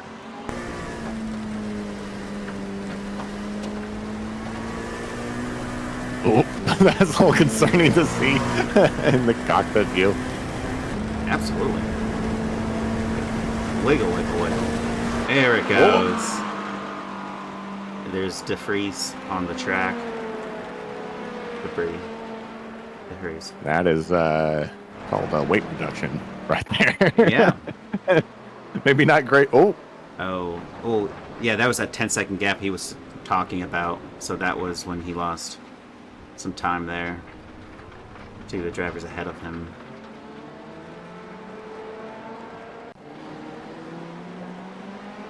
Well, we were almost mostly caught up.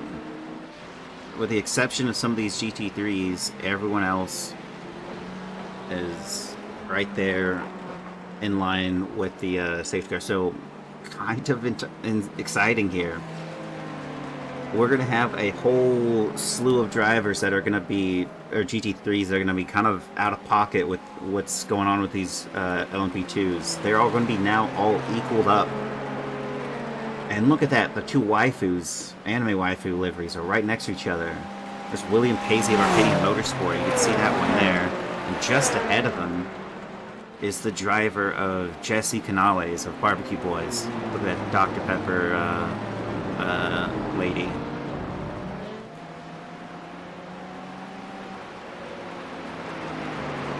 I wonder what's up with the Dr. Pepper and calling themselves Barbecue Boys, or if they're completely irrelevant to each other. Or they're just like have a special like barbecue sauce with Dr. Pepper in it.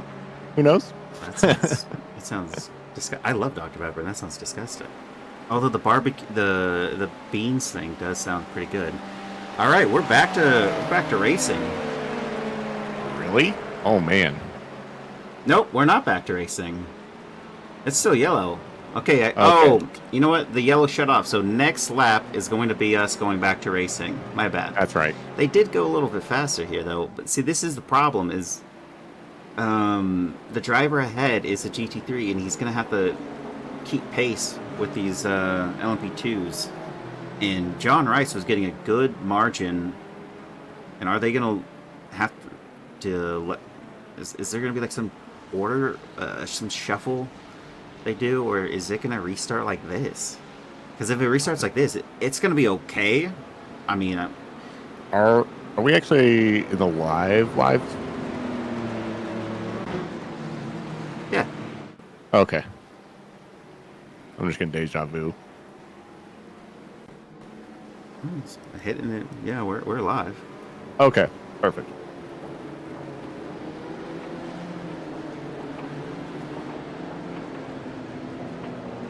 Oh, but yeah, wait. It's going to be interesting with. So how did they swap that guy out? Do they just pass him short? Like. Yeah, that's what's going to be interesting is with the classes all being mixed up. If the GT3s are going to get a wave around, so they can get. Well, now I'm confused. What's that? Jesse's down further. So was I out of? Was I not live on that? You're live now. I was verifying it with mine. Okay.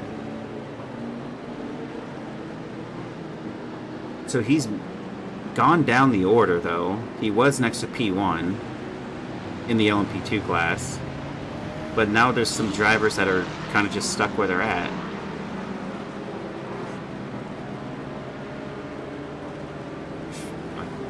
What do you even do here? All right, yeah, that's tricky. So almost everybody's going to be able to come back here, except actually, no. I think Chris Schierling's going to be able to make something happen.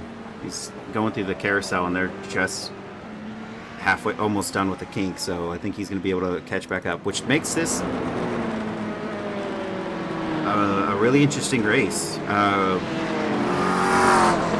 What actually happened? 499 Racing is really back there. They're in 14th, next to Elliott Burton.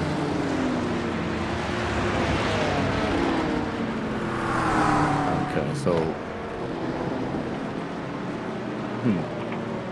This kind of goes into Landon Lloyd's favor. He was at down 6 for a while, but now he's caught back up because of the safety car, so now he's going to be able to get through all of this.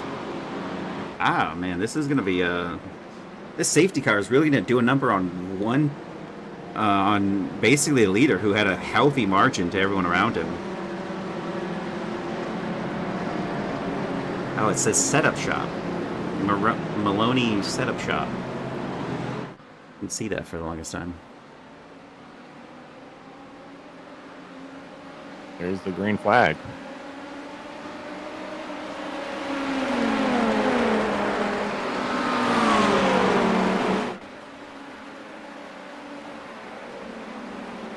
Marginally okay so far. Out of those, It's dicey.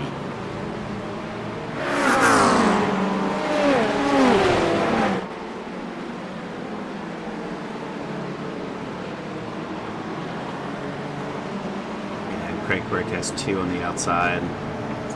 Got to get past that driver and.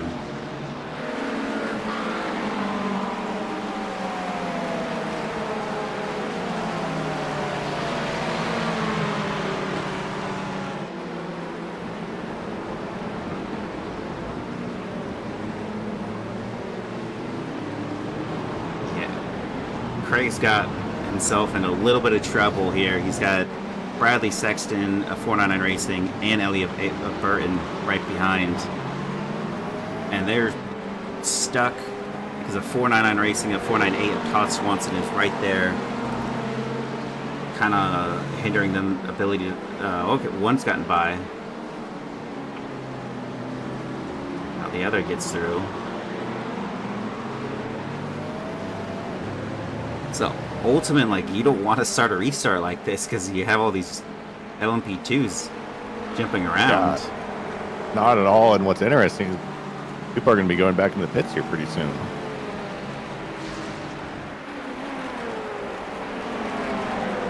And look at that, pulling this back.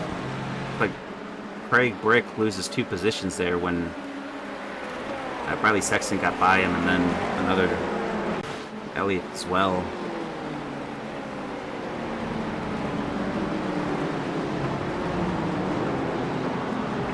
Really just puts the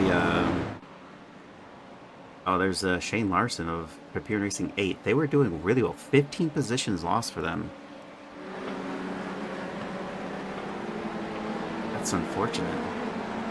You know what? I do have to say, though, for a crazy of a safety car and then restart with that, of how clean that did end up, especially like with T1 and T2, and just guys were able just to figure it out and just make it happen. Absolutely, it was extremely clean. And not only that, there's only 2 real incidents that we can safely say that were like, you know, people came together. I'm not a steward. I'm not going to say one was at blame. It's just maybe even call them racing incidents, but like both. There's one on turn 2 and one on the end of the Morin sweep. That left-hander, I think that's technically like turn 4 or 5.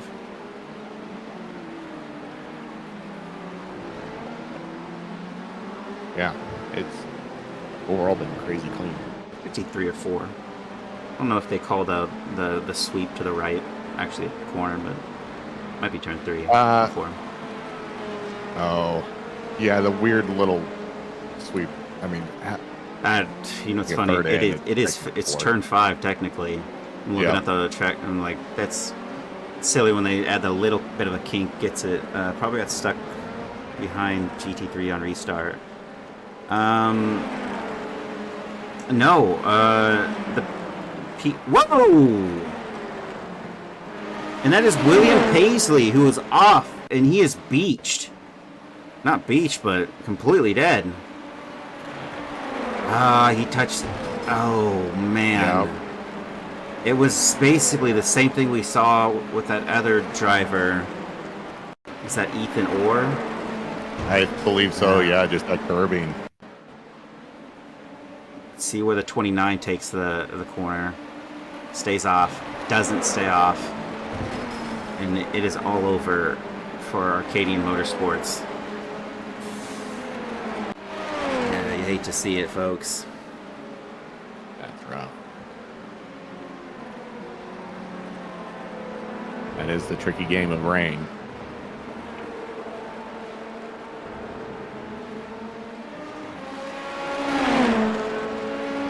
And Landon Loy is now back up in the 4th position where he started this race. What a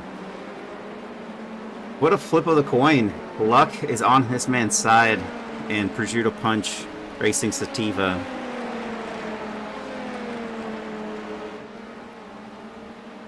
It's Ryan A. Phillips gets by Inca Salsa Racing, so does Elliot Burton. Elliot Burton, however, had himself a little bit of a moment. Let's take a look in just a second. And here we go.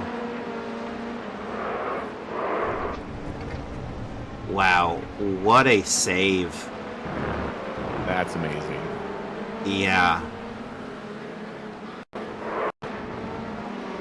And you can see it's right about, if you look to the left-hander, he gets right on that curbing and whoop, around he goes.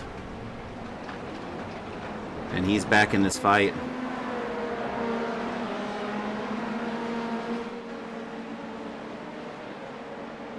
Might have a move down there on that Four Loko. Both drivers!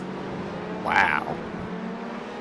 Can he get the power down? It looks like Brandon Renfro made it by, but he did get one of those overtakes and made that one stick. Not both of them, but look at that. On the outside, he go through the carousel. He goes and gets through and gets ahead. You hope he doesn't touch that curbing. He was close. Yeah, that was really close there. But man, he was just able to get that lock down and to shoot past now. Yeah, he's a rocket ship right there. Ryan A. Phillips having to defend against the Four Loko Racing. I'm sorry, Ryan A. Phillips in the Four Loko Racing having to defend against Brandon Renfro, and he did get by him going into Canada corner.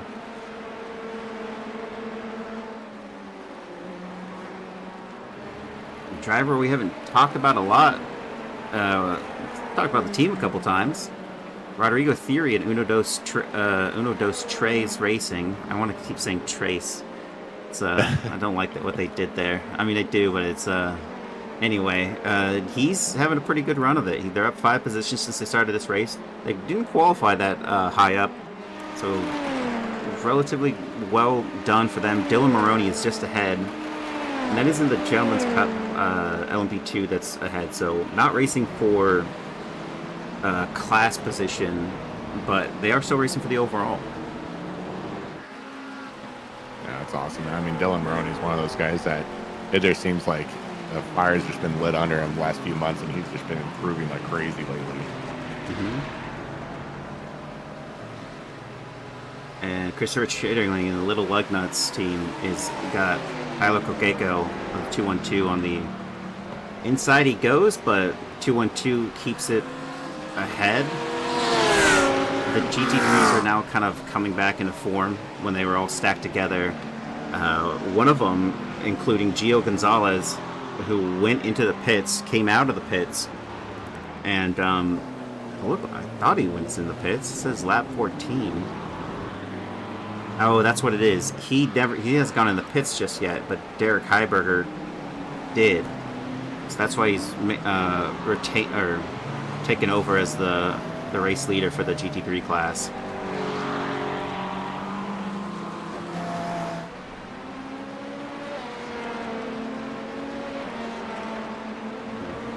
Daniel Barrett and Landon Loy are going at it here, and Landon Loy in the Prosciutto Punch blue and green LMP2. He's behind. That's Eddie Layton in Hyperion Racing 6. They're down a lap. I believe they had an incident early on. Ooh, he's gone deep into the corner. Position loss for him. Landon. Yeah, Oh, what were you gonna say? Oh yeah, I was just gonna say that. Yeah, he just wasn't able to just get that slowed down enough so he could be able to make that turn. But what were you gonna say about Landon Loy? Yeah, no, I mean, it is still wet, so yeah, it's very, very difficult there. But yeah, Landon Loy putting the Precision Punch Racing, the Sativa, back into P3 after being down I think it was 11 positions. He was last. Yeah, something like that. But yeah, being able to, I mean, and fairly pretty quickly too, being able to claw his way back up like that is amazing. That race restart really really helped him out there. Yeah, it did. Now Christopher Chitterling, Tyler Kokeko battling it out here. I don't think Parks de la Cruz has gotten in the car yet. So it looks like it's a double stint for Tyler, and then Parks de la Cruz maybe finishing up for those two. Do they only have 2 drivers? Yeah, just the 2 of them. Yep.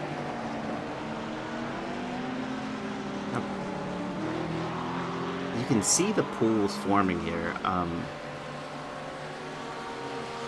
Yeah, the GT3 class is a little bit more split up, but 1, 2, 3, 4, they're all together. They have a lap car of Jesse Canales, Barbecue Boys, in the middle of them. Ooh, Christopher Chitterling goes for the send. Look at all that marbling. Yeah, that was close.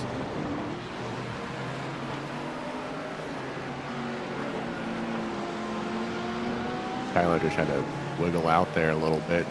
But yeah, Christopher was just able to just go right on through and get that spot. Brandon. It's like he hit that puddle and then some grass and then just wasn't able to slow his car down anymore. Yeah. Oh, yikes. There's like a lip. Yeah, I might have done something to his car. Hopefully not. Yeah, hopefully not. Mitchell Motorsports, thanks for the follow. Yeah, and if you're just joining, my co-commentator here, Garreth Hamm, is with me, as well as myself, Jason Alvarez, and this is the Broken Wing Le Mans series, and we are on Season 1, Round 3 at Road America. It's been pretty spicy so far with that safety car. It really shook things up that were otherwise kind of slowing down. If you know, like, I'm sure you saw that. Yeah, it was pretty calm, and then once that safety car happened, and then once we went back to green, it just got dicey. I mean, we had a few incidents here and there, nothing too crazy, but yeah, after the safety car, there's been some action going on. There's been a lot of action, and like you just said, that action was Bradley Sexton getting through with the 499 Racing on Bernard Methot of Gasbro Motorsports. P1 and 2 here. Whoa. He is flashing.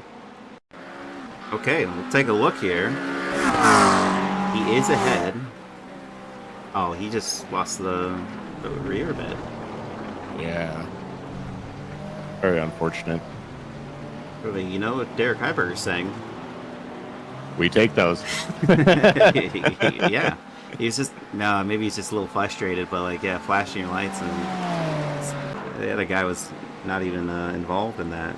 Just kind of happened on your own. Landon Loy is disconnect for you. Landon disconnect for you guys. I don't see him. I don't see him either. He was third. He was third. We don't have. Oh, we have Craig Carroll in it, so he's probably waiting. That was Well, he's down into last for the GT. that was over a 2-minute pit. So that'd have been the tow. If it was a 2-minute tow, maybe. If he like disconnected and the car went off, Craig gets in the car, then he's got to tow it and wait. That's probably what's happening here. He's down a lap from all the drivers now, so yeah, unfortunate. They take it all the way back in two.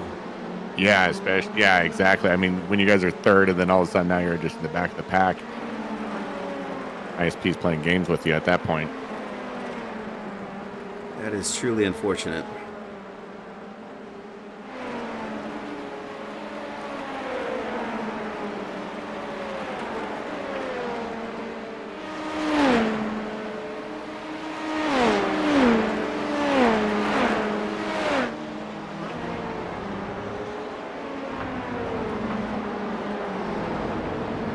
Ooh, that's an off track with Eddie Layton. Not an off track, but completely off track. Yeah, it is an off track. He was able to get that recovered though fairly quickly and wasn't too bad overall.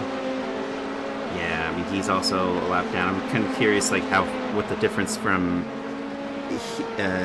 Oh, you know what? Okay, so Eddie Layton here is gonna have to pass this car right here, which is in the Morin sweep. He's gonna have to pass all of the GT cars, and they are all yeah, so he's on the GT3 lap now, so he just has to go through 8 through 1, and then he's going to be past them, and then he's going to be closer to Craig being in the final corner of the start straight finish. If he wants to battle P15 at least, he's going to have to pass them all and catch up to Craig, which is a significant amount of time. That's 2 seconds.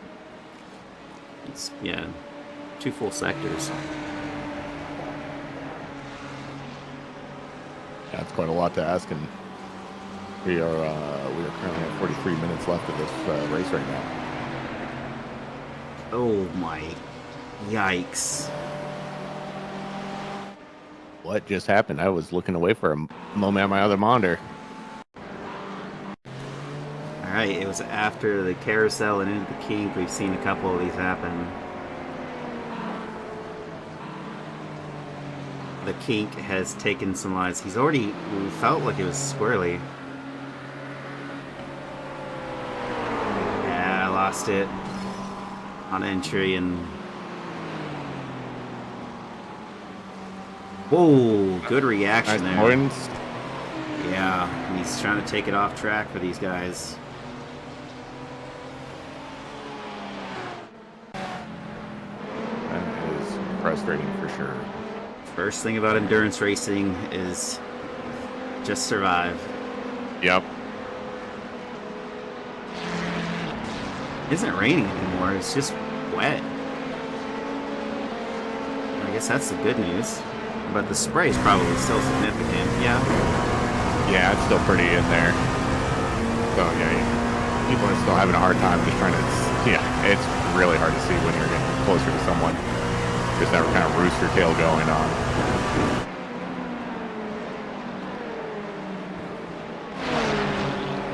Yeah, with all this traffic formed here.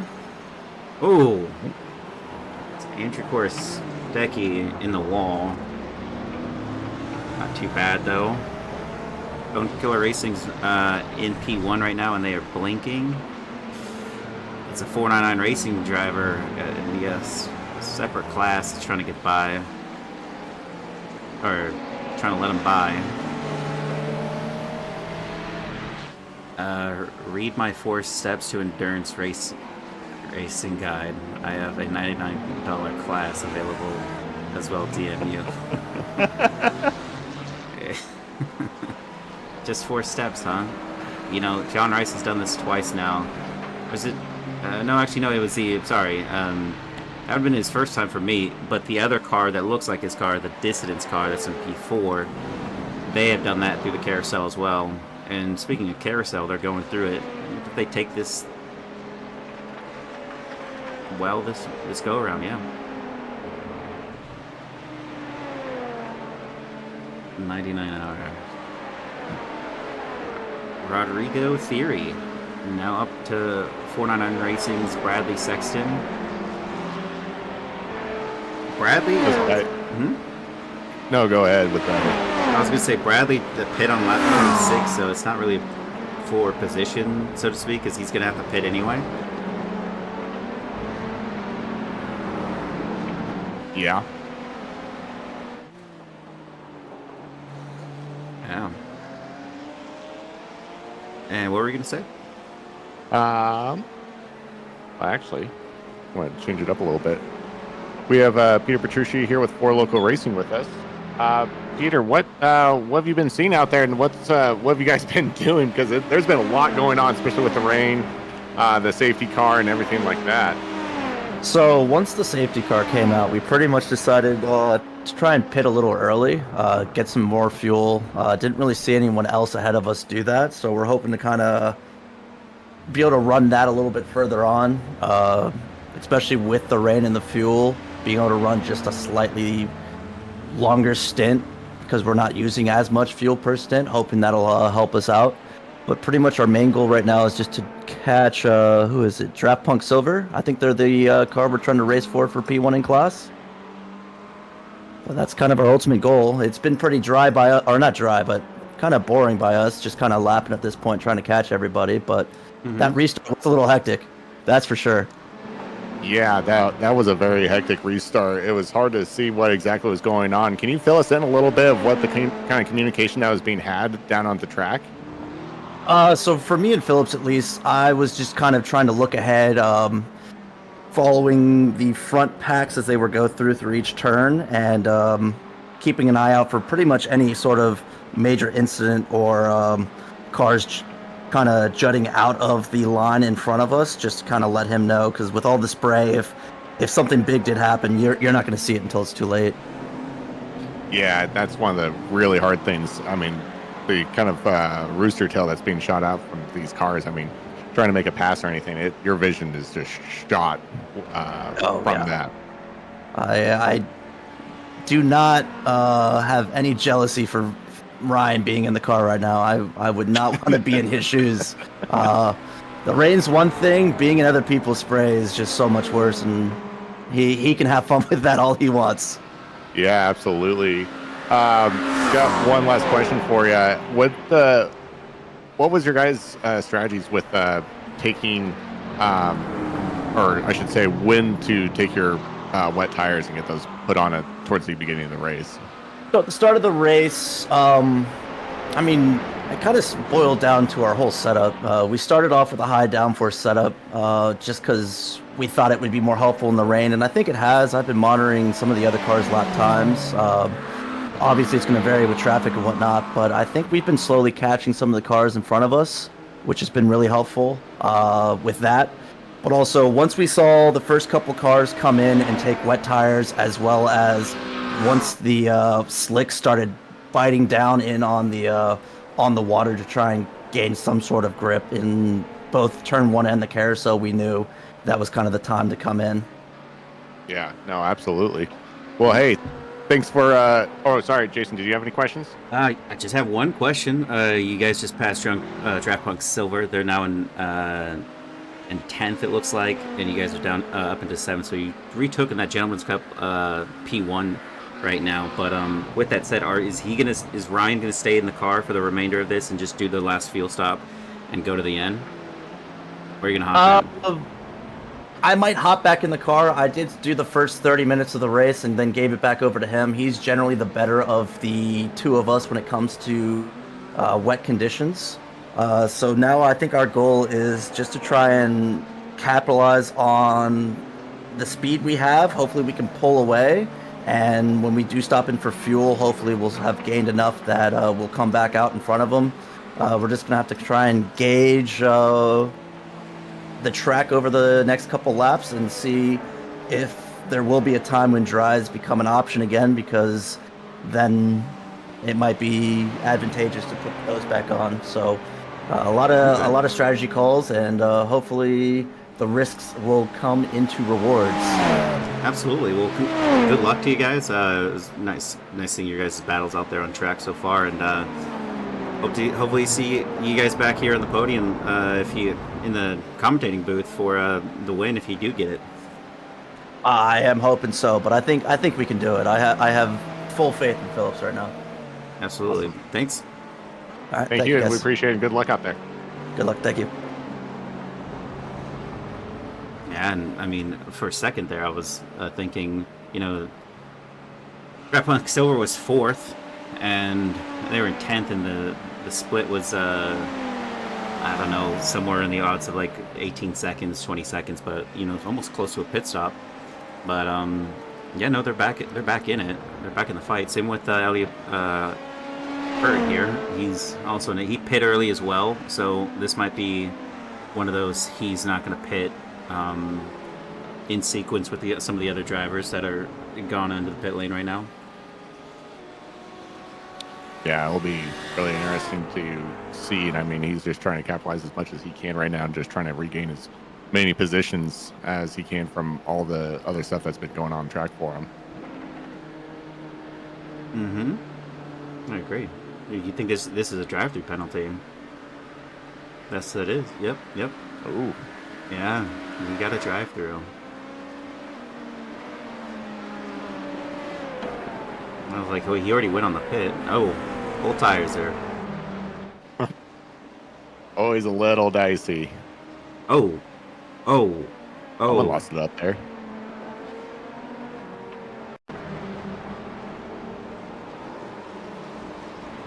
Spun on his own.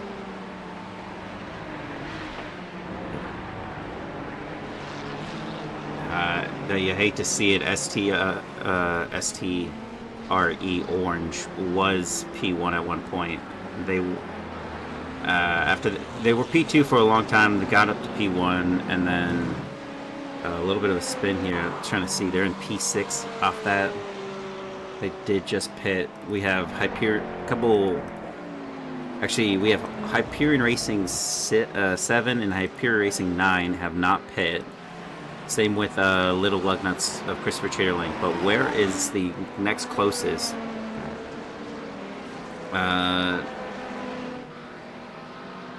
Is that striking distance? Yes, it is. So Andrew Korostecki can see himself in a podium position in the GT3 class.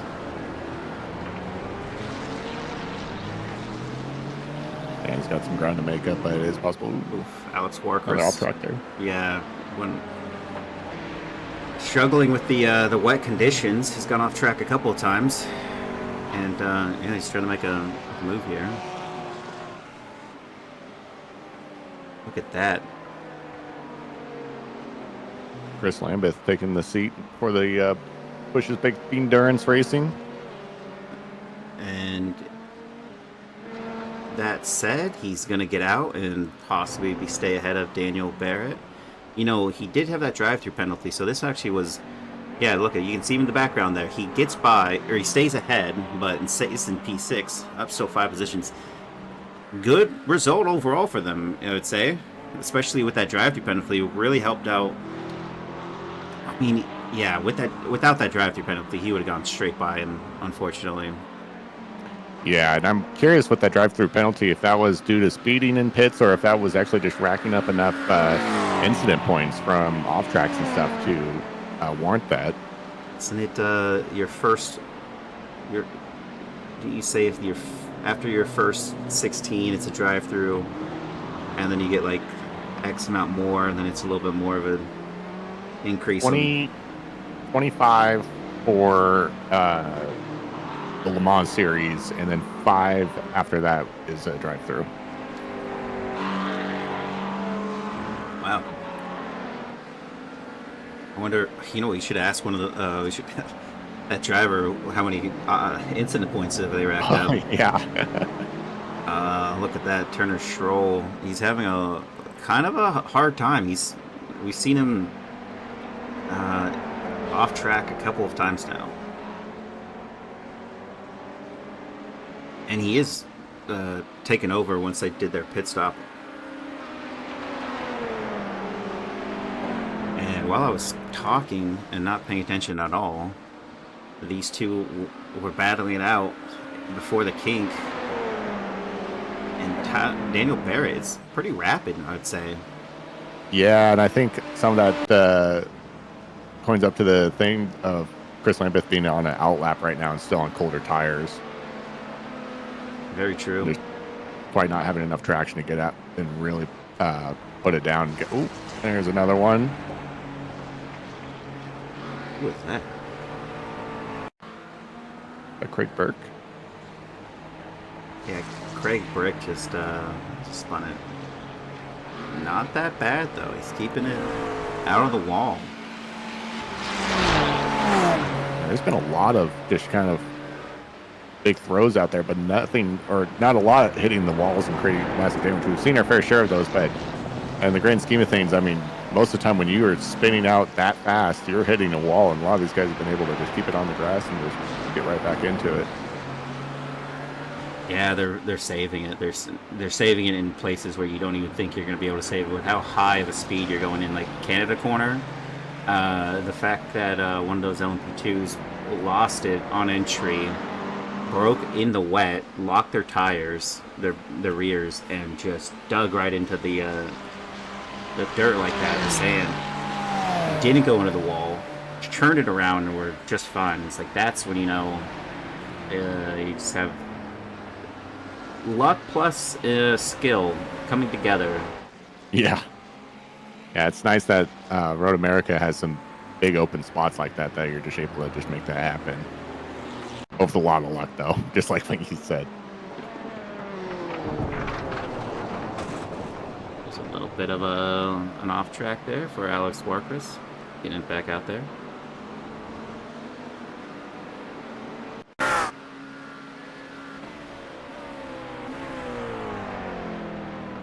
That's odd.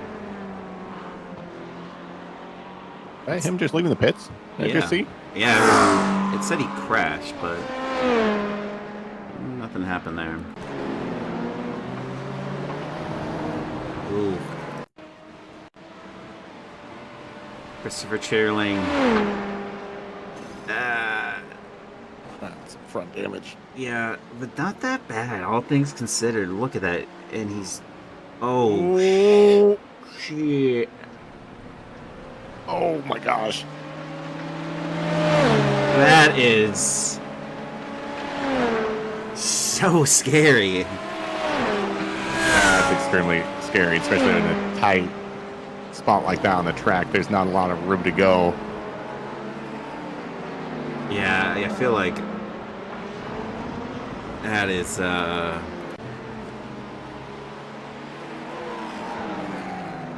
yikes. Yeah, that's for sure. They're still P2 after all was said and done. Hyperion Racing 7 of Derek Heiberger is in P1 in the GT3 class right now. He's got a significant margin to the driver behind him. You can see right there he's in the carousel. Christopher Chitterling is right here. Just behind Christopher Chitterling is P3 Turner Schroll of Hyperion Racing 9. Just entering the sweep. And then 4 and 5 are on the start straight finish with 6 and 7, separated by 4/10. Park Santa Cruz did pop back into the car to finish this race out. Okay. Ash Ridge is probably going to do that for the SRTE Orange. Garreth, I don't even know what words to describe that. He was driving backward on track and then tried to flip it. Got pretty solid, but then was just right there. Best thing I think it would have been just better to wait because he knew those cars were coming, but... Yeah, I feel like it would have been better just to... the initial, after he spun out of just holding it like what he did, and then just took a look at his relatives, saw that the cars were coming, just held it there, and then pulled out. But trying to do that quickly like that, and with traffic, especially with those LMP2s coming up that hot on you, those cars are going so fast. You're just asking for more problems, and thankfully it didn't create too many, but it did didn't, look like yeah. a few people probably had to suffer a few off tracks from that. They did suffer some off tracks, but what was more concerning is that when I saw that, I saw red above me, and I was like, okay, so I think there is a crash that's going to happen. Not sure who or what, but yeah, I guess it wasn't that. That wasn't the incident that was. But I mean, they were barreling towards him. That would have been scary by any means. As Elliot Burton goes to P2. What? Oh, he's on a stint 16. This was that whole change in the order for them. Ryan A. Phillips did get back, or is still in the car, and he pit. This is the second lap out. Why does it say P26? This stint is two lap old for him right now, so I don't know why they didn't update. It is odd. They pit under safety car. Draft pit under safety cars. So did that's up 26. Yeah, so both these drivers pit under safety car, and it looks like Bradley Sexton did as well. That difference is. I mean, if they realistically, they're gonna go back to like 5th and 6th after this if they have to go in for fuel. Yeah, I think they do. Yeah, I think so too. I mean, we're at a little over 23 minutes left of this race right now. I don't think that even close have enough fuel. I mean, the nice things with rain is that you are going slower. You're not pushing as hard. You're able to just almost kind of naturally fuel save that way. But yeah, I mean, still though, at the end of the day though, for those guys being at the position that they're in with everything going on, fantastic driving. Mm-hmm. I'd agree. So Parks gets through on Ash Ridge there. There's a stopped. What was that? So Todd Swanson of 499 Racing, 498 and 7th.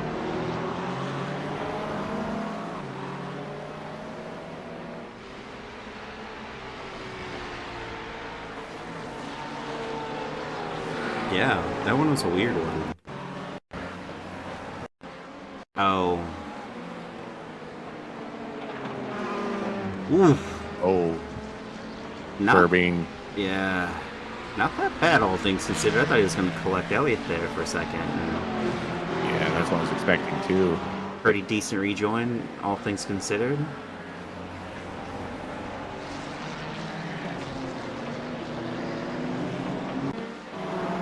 Yeah, that was something else. Andrew Korostecki is down the start straight finish. Got a couple LMP2s he has to contend with. But just ahead, and he pit 6 laps ago.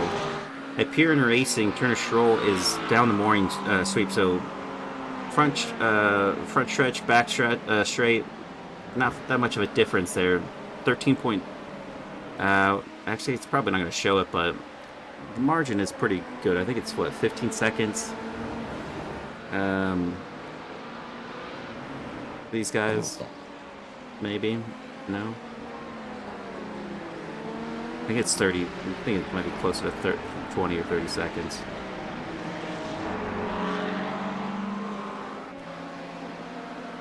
I can't really tell. Yeah. Trying to do the math. But there still is a battle on our hands. These 3 drivers, P1, P2, and P3, have been on a stint of 17 laps on these. So they went long on this one. They're gonna have to go short for the next one, and hopefully they can come out ahead of their rivals, which is Parks de la Cruz, Juju Punch Racing, and Andrew Korostecki, and these two are battling it out. They're not that far off of each other, 1.3 seconds, and they got 6 and 7 right there in the background.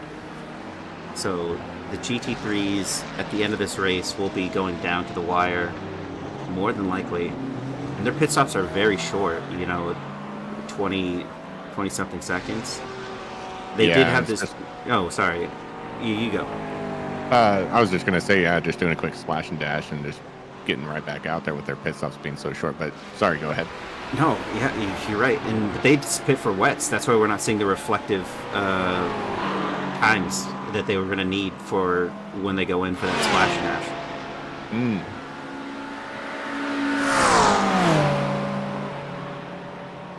I don't know.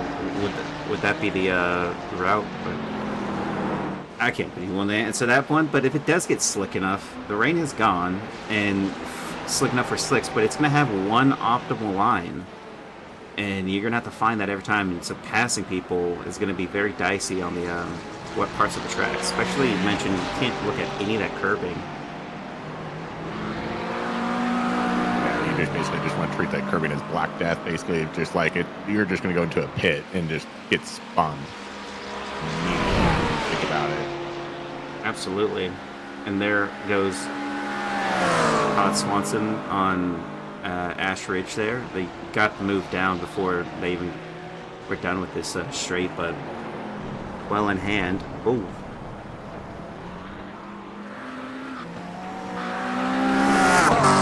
He's probably not going to feel that confident right now. Okay, we got the LMP. Oh, shoot. I spoke and that happened. Yeah. Well, the move was down. Have to claw that one back. Parks is getting ever so close to Andrew Korstecki. They are separated by not much. All the drivers right now are going into the pits in the LP2s. So we'll see us change there. Garreth, do you think that it's going to go... I guess, do you think it's going to be more spicy for the GT3s or the LP2s towards the end of this race?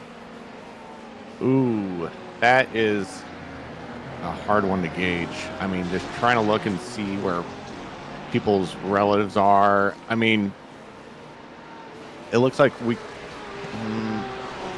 people are pretty decently spaced out right now. I mean, we do have a few good fights going on. What is that? I mean, someone's out. Yeah, we did, but I mean, everyone's. This is kind of what the that whole scenario of what happened. He just lost it in the carousel. That's unfortunate. But yeah, as I was talking to you about, like, these guys are getting closer. They did just pit, by the way, and looks like Ryan Phillips just got past Cooper McCoy for 10th. But where's Eric Koonsman? He's in 6th. Battle for P1 in their class is not all but said and done. That's going to be a hard one for them to deal with. Yeah, and I mean, trying to answer your question for getting pull. I mean, these guys, the leaders have pretty massive gaps between the next person. Yeah, what is the gap? Oh, it's 45 seconds. Yeah. He's going into the pit lane right now. Bradley Sexton into the pits. So now we're going to be able to see his Echelon Sim Sport going to be... That, I mean, it takes him 52 seconds on an outlap in the Hyperion Racing of an Acura on the GT3 class. Has anyone pit recently? It was 1 minute and 2 for Peter Flanner, who went 7th.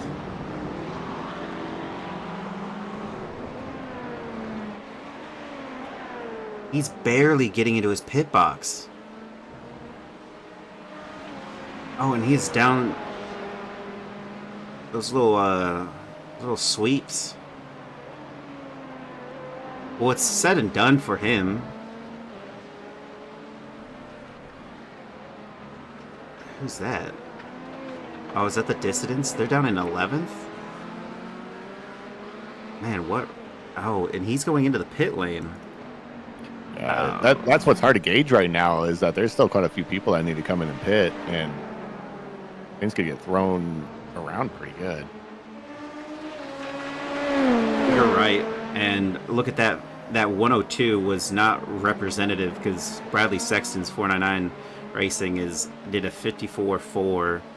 John Rice did a 110. This is fuel to the end for John.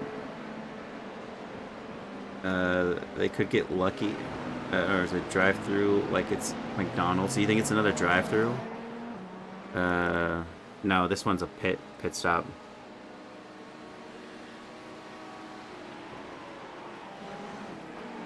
Now, Derek Heiberger pit. He did a 52.4.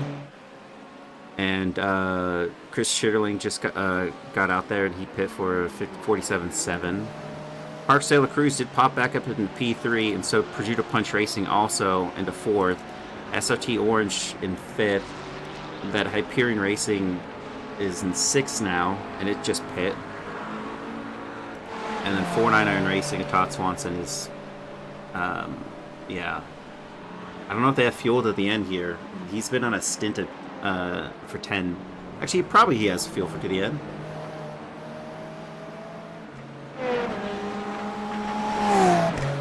He put slicks on, got contact for a black, and is putting wets on. Ooh. Well, I guess there's your answer there. Right.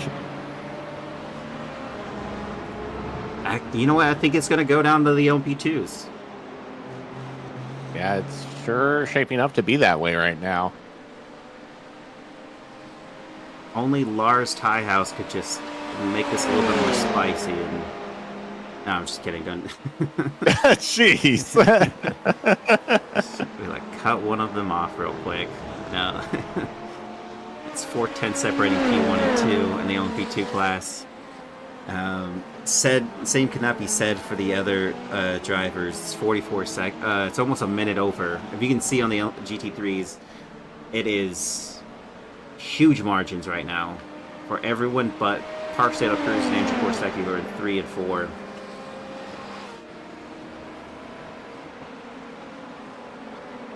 Means Cooper needs to stop again, I think, or is it a penalty if you take service?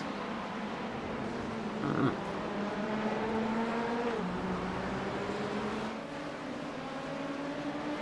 I think you know the rule book more than anyone, Justin. At least, you know.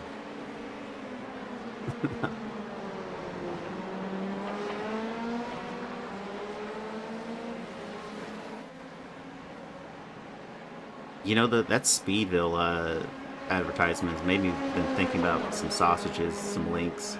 A little hungry at the moment.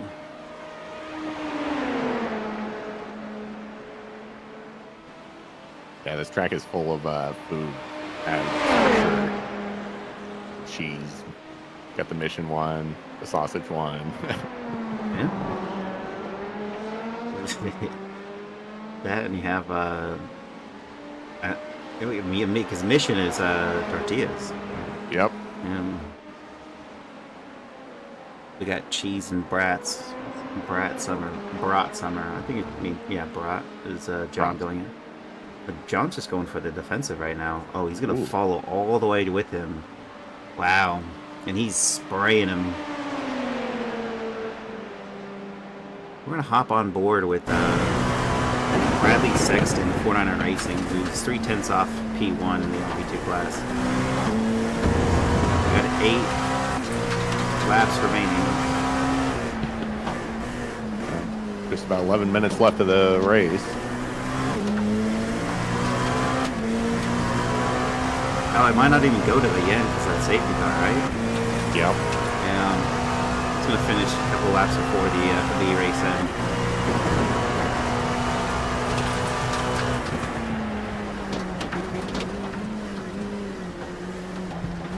Oh, man, he just wants to take 54 laps for them, yeah. So yeah, with 54 laps, it's gonna really be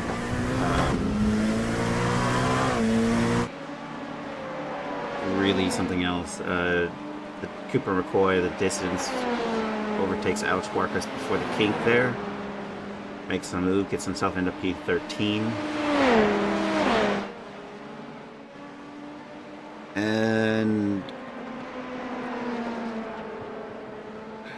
I would try to show you the GT3 class, but everyone is pretty spread apart. Even Parks and Andrew have split up a little bit there. We have three groups now that are close together as Bradley Sexton goes to the outside line here in Canada corner to get the overtake done. On power, they're going to go side by side the next couple corners. Oh my god, they're still going at it. Man, they are both hungry. And Bradley Sexton retakes the lead here for 499 Racing. Can John Rice respond?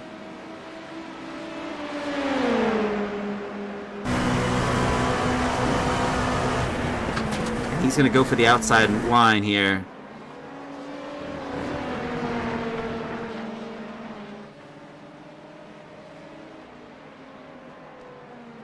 I don't think it's over, but No, he's trying.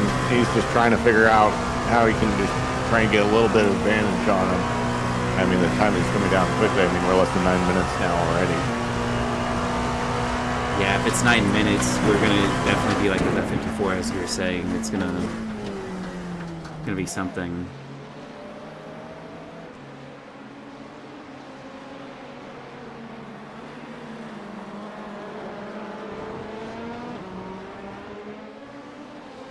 Briefly, yeah, Derek Heiberger in Hyperion Racing 7 is still out there, and Shearling as well. Parks leading over.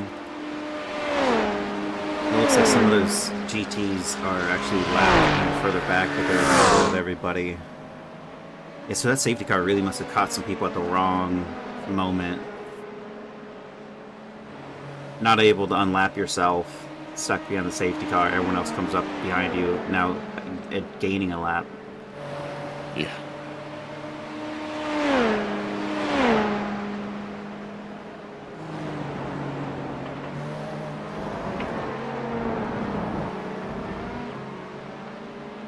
Bradley just slowly just pulling away more and more right now. Yeah, it looks like he thinks he's going to have this one in hand.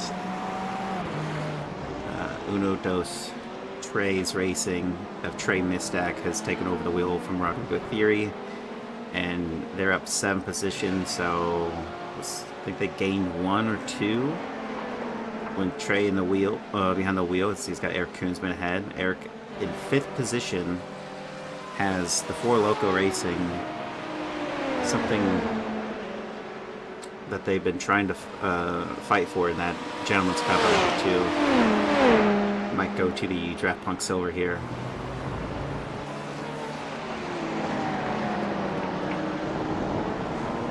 Four Loco Racing's in 10th position at the moment.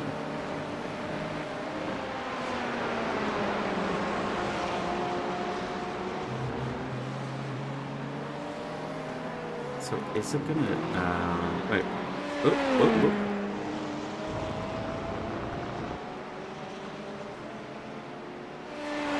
See a white flag? Not yet. Maybe on the next one.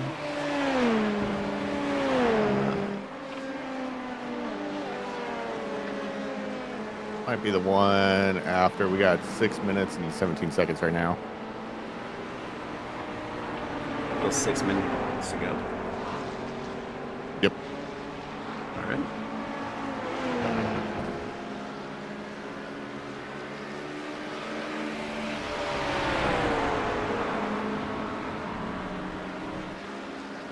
They're separated by nothing.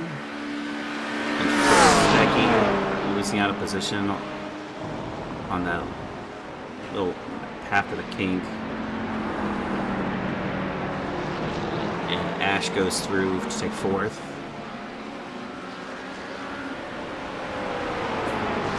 I wonder who Invader Rod's team is, if saying stuff like that.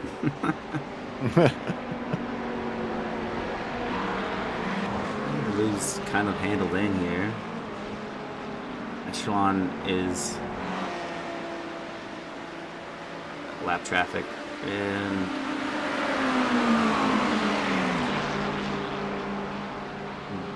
yeah, no flag there, so yeah. Probably 2 more. Or next time by. Yeah. Yeah, I think this is kind of over though, as far as it's a 2-second gap there that he's formed. I had to make a guess. Invader Rod is probably Rodrigo. Rodrigo. That's a guess. Oh yeah, Rodrigo. Oh wait, yeah. You know what? I think you're right because yes, sir. There it is. he uses that one emoji. I should have known. It's like that. It's like a little animal with big eyes or something. It's excited. Oh yeah. I don't know what it is. It's a bear. That's a bear? Okay. Kuma? I don't know what Kuma is. Asian bear. Oh. This is also an educational stream.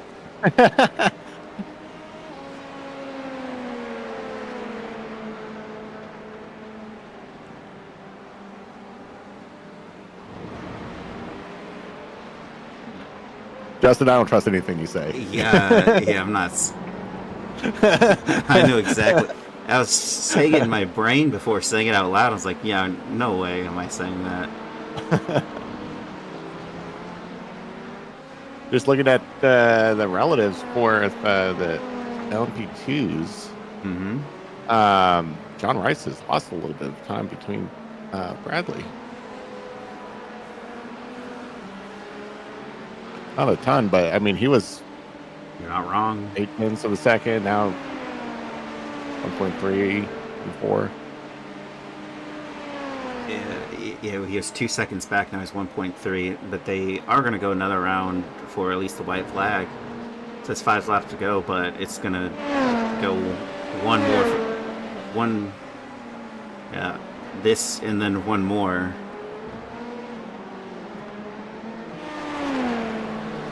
And that's out of fuel. Oh no. He's not no damage. His car's fine. He's just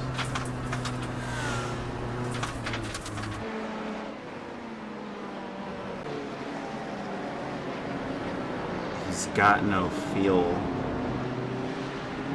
And Gasparilla Motorsports is not going to make it to the end of this race. You hate to see it. Yeah, a lot of these guys, I mean, they get so strategic with their fuel, and they're just hoping that their fuel calculator is all correct and can hopefully make it to the end, and sometimes it bites you. Yeah, that would be one of those. This is one of those moments, and yeah, they're going to finish. I think you were making a comment about it on Sunday's broadcast about that, and you and I are on the same page of just like, no, I'd rather just fully fuel up and just not have to worry about it. Yeah, I mean, if it says you have, if like in like except for like for Xfinity to say, like, that's a good example, is like it says, hey, you have 50 laps of fuel, or you only need 45 laps of fuel. I'll be like, well, just give me the 50 laps of fuel, because I don't care if I'm having, like, it's just 5 extra laps. Like, it's not going to be that much noticeable. But it's when you get to the higher levels of people where they are so skilled and they definitely want to get every inch out of the car, they're the ones that will go, no, give me 41 laps of fuel. Yeah. And you're like, you put it right on the margin of error, and then in that regard, in Xfinity series that we have going on Wednesdays, there was a driver who fueled barely marginally above what the race was going to end with, and it ended up they weren't able to finish the race. They were puttering through the final, and someone had to push them over the line. So that's a gamble I'd rather not play with. absolutely. And did anyone... Okay, we got Peter Flanner coming up here. That is the white flag. Give me an extra lap any day. Yeah. Here we have Bradley Sexton. He's got a 1 second gap here. They're going through the carousel. Unfortunate for some of these drivers, though. Uno Dos Tres Racing, Trey Masek overtakes Eric Koonsman on the morning straight here, and it's going to keep it ahead. So that's a position gain to 5th for him. Unfortunate for the Four Loco drivers. They're in 9th, but no beating out that driver for the top step. And this has got to be rough, though. You don't want to let this guy by you. It's 2 tenths separating these two. Because if he do let him by you, cross the line, he's got to go again. And he gets it. Not by a country mile, but Bradley Sexton wins for the 499 Racing in P1. Echelon Simsport of John Rice in P2. Cone Killer Racing is going to be crossing the line, and they're going to go to P3 here. Bush's Baked Bean Durance Racing of Chris Lambeth. Still got a little bit ways to go before he finishes. He's still in 4th at the moment. Prosciutto Punch Racing Sativa of Craig Carroll is finished in 12th. Alex Warquist of Great The Racing in 13th. The Dissidents Cooper McCoy in 14th. Gasparilla Motorsports might finish in 14th here. Hyperion Racing in 6th. In 15th. With that, he finishes and he goes into 4th. Uno Dos Tres Racing in 5th. Eric Koonsman in 6th. Peter Flanders going to finish in 7th. Not bad, all things considered. This is where they qualified here.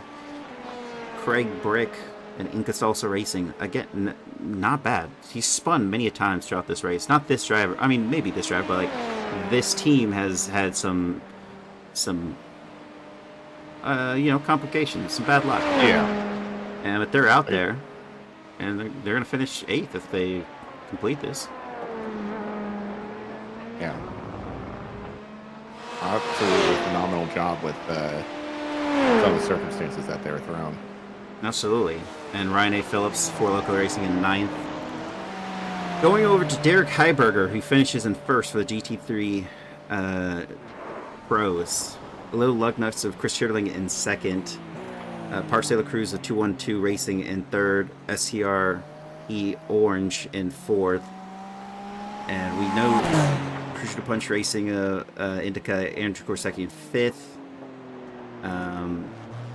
And then Hyperion Racing 9, Turner Stroll in 6th. Todd Swanson, 499 Racing 49 A-Car in 7th. Jesse Canales of Barbecue Boys in 8th. V. Ray, get out of the way. Lars Tiehaus is still out there, and he's got a little bit to go. That's what I'm saying, is some of those drivers, it's not over for them because, actually now it's all over for all those drivers, but then Connor Till, 499 Racing 497 car in 10th, and the GT3s in 11th was Mixed Nationality of Jeff Koffel. 12th was SRT Esport Evan McKay in 12th. Notables in that is Hyperion Racing 7, Shane Larson in 16th in the LMP2 class, William Pacey in 17th, Anchor Racing Ethan Orr in 18th. That is it out of that. And is anyone? We got Eric Koonsman and Dylan Maroney. Congratulations on the Gentleman's Cup LMP2 P1 for you guys. It looked like it was might have gone down to the wire, even considering you guys had Four Local Racing ahead of you at one point in that race. Yeah, it was a fun race. The rain was made it interesting. We were able to make some spots off that. Had some good pit stops, and then Eric was incredible on the mixed conditions in the race. So I think that's the difference that was made there. Yeah, absolutely. I mean, you guys were able to just really just lock down and just kind of put your heads down and just really get it done. What was kind of your strategies for dealing with the rain? Because that was new for this Le Mans series of dealing with that for the first time. What kind of strategies were you guys having to implement? Yeah, so I took the first stint and I knew I could do transition pretty good. Um, so I started in the rain, and then once it got to the point where you just can't drive anymore on slicks, then we pitted, and Dylan took over for the heaviest mount. We were kind of hoping that it would get dry at the end. It didn't, so good thing I practiced in the rain this week. So. No, absolutely. And obviously, it paid off for you guys. With the safety car that happened, what kind of curveballs did that throw for you guys? Because that seemed like a little bit of a. I mean, there's a handful of issues there, but what were you guys personally dealing with?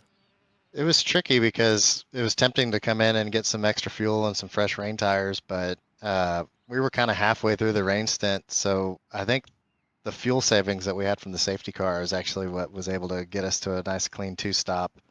And I think that's what helped us get such a good result. Yeah, we were a little concerned there because we had a pretty good lead on the next car and sitting in 10th with nobody really around us, and then the safety car happened and bunched everybody up. So it was do we come in or do we not? And I think for me, the cars in front of us not going in kind of sealed that one for us. Yeah, absolutely. I mean, but it did. I think it did hurt some people's race, but it didn't seem like it hurt your guys'. You think your strategy overall with how you guys went with the pit stops ended up working out for you. People tried to pit early under the safety car to really maximize the rest of the race, but they had to pit again really towards the end, which you guys didn't have to, and you went long and it worked out for you. Congratulations. Well, we appreciate it, Jason and Gareth. It was a fun race. Absolutely. I don't know if you guys had to dodge anybody that was parked on track, but there's quite a few little messes that occurred. We had a couple little close calls, and Couple. then on the restart, we were behind a couple GT3s. So that makes it interesting going into turn one in the rain. But other than that, we had a little incident at the bottom of the hill, but we were able to.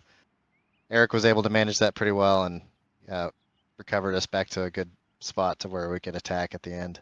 Yeah, nice job, and you almost fended off Trey Missack there. So congrats and good luck. Hoping. Yeah, good luck on the next one. By the way, That Yeah, would have been thanks, better Jason. than a trophy for Eric. It would have. absolutely. Y'all have a good night. Thanks, guys. Thanks, Have a guys. good one.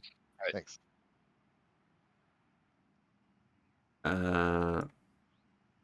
Oop, my bad. Sorry. It's moving people, and I'm just gonna move so everyone doesn't feel like they're waiting. First off, we're going to congratulate both the GT3 Pro and the GT3 Gentlemen's Cup. Both teams, congratulations. We'll start with the Hyperion Racing 7 of Alex Caruso and Derek Heiberger. Fantastic result there, guys. Thank you. My question to you is, it looked like there was another team that had it kind of in the bag at the start. That would have been the SRTE Orange team. They were in P1. Then they got by, or they were in P2. They got by. What ended up happening? Was it a pit stop strategy that kind of shaked things up so much? Yeah, so we took a different fuel load when the rain first came than them, so we're a little bit off cycle with them. So we just had to hang it out and hope that it stayed wet enough to the end to make good pace, and luckily it went our way. Awesome. Who did the most stints there? I think I saw Derek Heiberger in it for the majority. I think rain plus end. Yeah. Derek got the last two stint, or I think it was maybe three by the time everything shook out. But yeah, I did one stint just there on the dry, and then as soon as we got the crossover to the wets, I just decided it was probably better to have Derek in the car, and I think that decision paid off. I mean, he was absolutely flying in the wet, so that was definitely the right call to make. I mean, that's pretty awesome. I mean, it was It was very eventful throughout the first stint. You guys were, before we went to wets, everyone was really close together. The race pace really just showed like there's a first couple of groups that were together, and then there's like a middle section of GT3s that were together, and then like a little bit of the back. It was just three major packs that formed. But once the rain hit, I mean, everyone's pace changed completely, and you know that backup when you guys went back to safety car, that must have been the most. I don't know if it's frustrating, but like you had such a gap formed already. Yeah, it was awkward to say the least. Like I knew I had pace in the car to make it work on the restart, which ended up paying off. But we were catching the cars in front at that point by 2 seconds a lap on average, and I was kind of hoping it was going to stay green because I think we had it in the bag either way. Well, Oh, that's awesome. yeah, it And definitely showed. Gareth? yeah, so I mean, what did you guys practice a lot before coming into this race with dealing with rain and stuff like that before? Yeah, we did a bit of practice. I mean, Derek and I are both running another league as well. That's every week, so our time to commit to both leagues is kind of halved. So our prep kind of started on Sunday for me. Derek might be a similar story. And then yeah, we tried to make sure that we got a bit of both. We set the strategy kind of early. We knew I was going to start the race, and Derek was going to take over once the rain started. So I focused most of my effort on dry pace and then focusing on that transition as well from dry to wet. And I know Derek put in some really good time on the wet stuff, so that definitely paid off as well. Awesome. No, congratulations, guys. Yeah, thank you very much. Yeah. Congrats again. P1. That's got to feel great. I'm not sure where you guys have been finishing in the previous races, but I think that's going to put you guys in a really good spot going forward for the. Oh, actually, you guys are winning right now in the championship. So Yeah, this is our third straight win. is it real? Oh yeah, we had SRT Esport who was pretty much fighting you on that on the last couple of races. So and they didn't show. I mean, they showed up technically, but they didn't actually get their driver onto the grid and into the race. Yeah, the other SRT car with Gio Gonzalez in it was absolutely flying at the start there. So that was a really fun battle, and I'll be looking forward to racing more with him as the future comes along. Absolutely, a couple more races to go in this endurance league. Thank you for joining us, guys. Yeah, thanks for having us. Yep, thank you very much.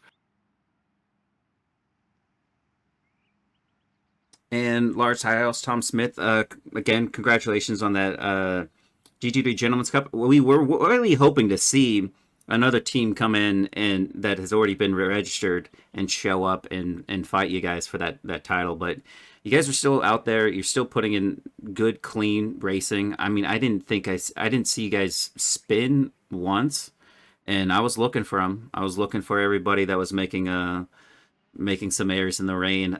So how did the race go for you guys, all things considered?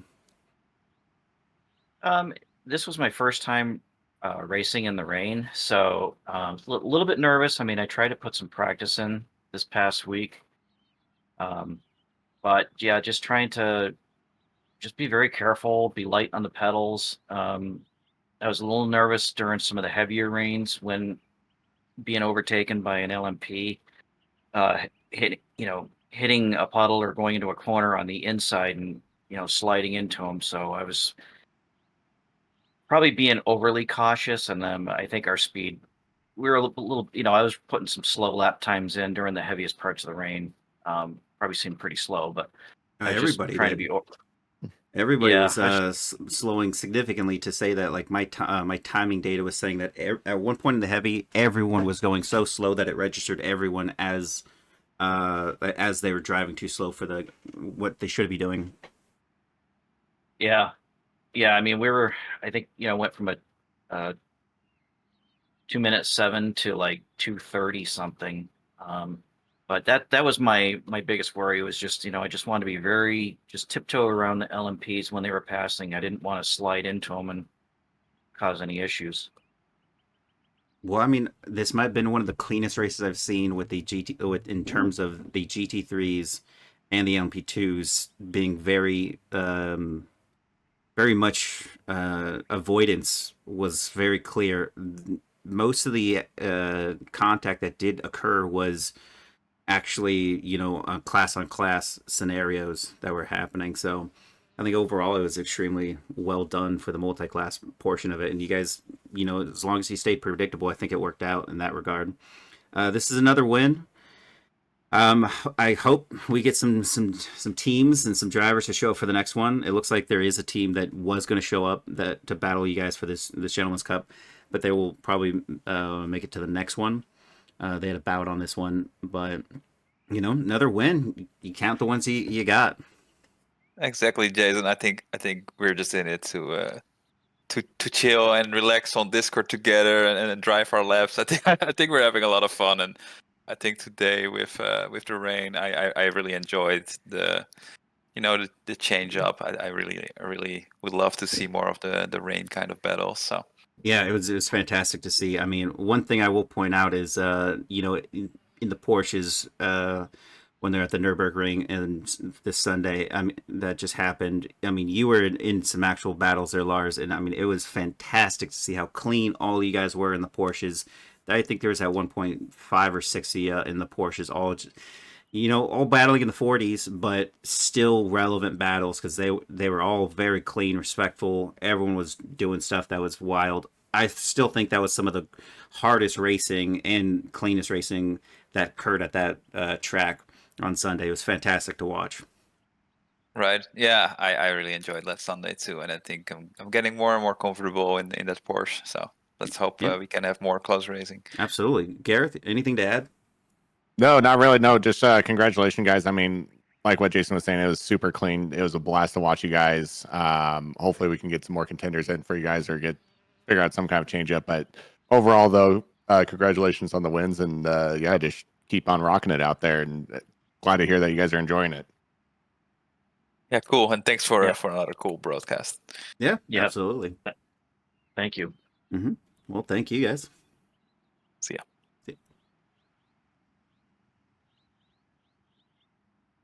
Another fun race in the books this week with the LMP2s and GT3s. Absolutely. That was I mean, overall though, there was good chunk of excitement. I was expecting, and I don't wish this on anyone, but it's like I was expecting a little bit more crashes. But I mean, everyone was absolutely being respectful, it seemed like, and just overall pretty clean racing for the hectic weather conditions that was going on out there. Absolutely. Are you? I don't know if I can pull out these. The 499 guys are here. I don't know if I can pull them that far. I'll try. That's. If I do this, and then, crap, I can't get them. Which one? The I Bradley pulled Nick? This and that. I got one of them. Sorry. I'll work on. Yeah. Oh, okay. There we go. Thanks, guys. 499 Racing. Thank you for joining us.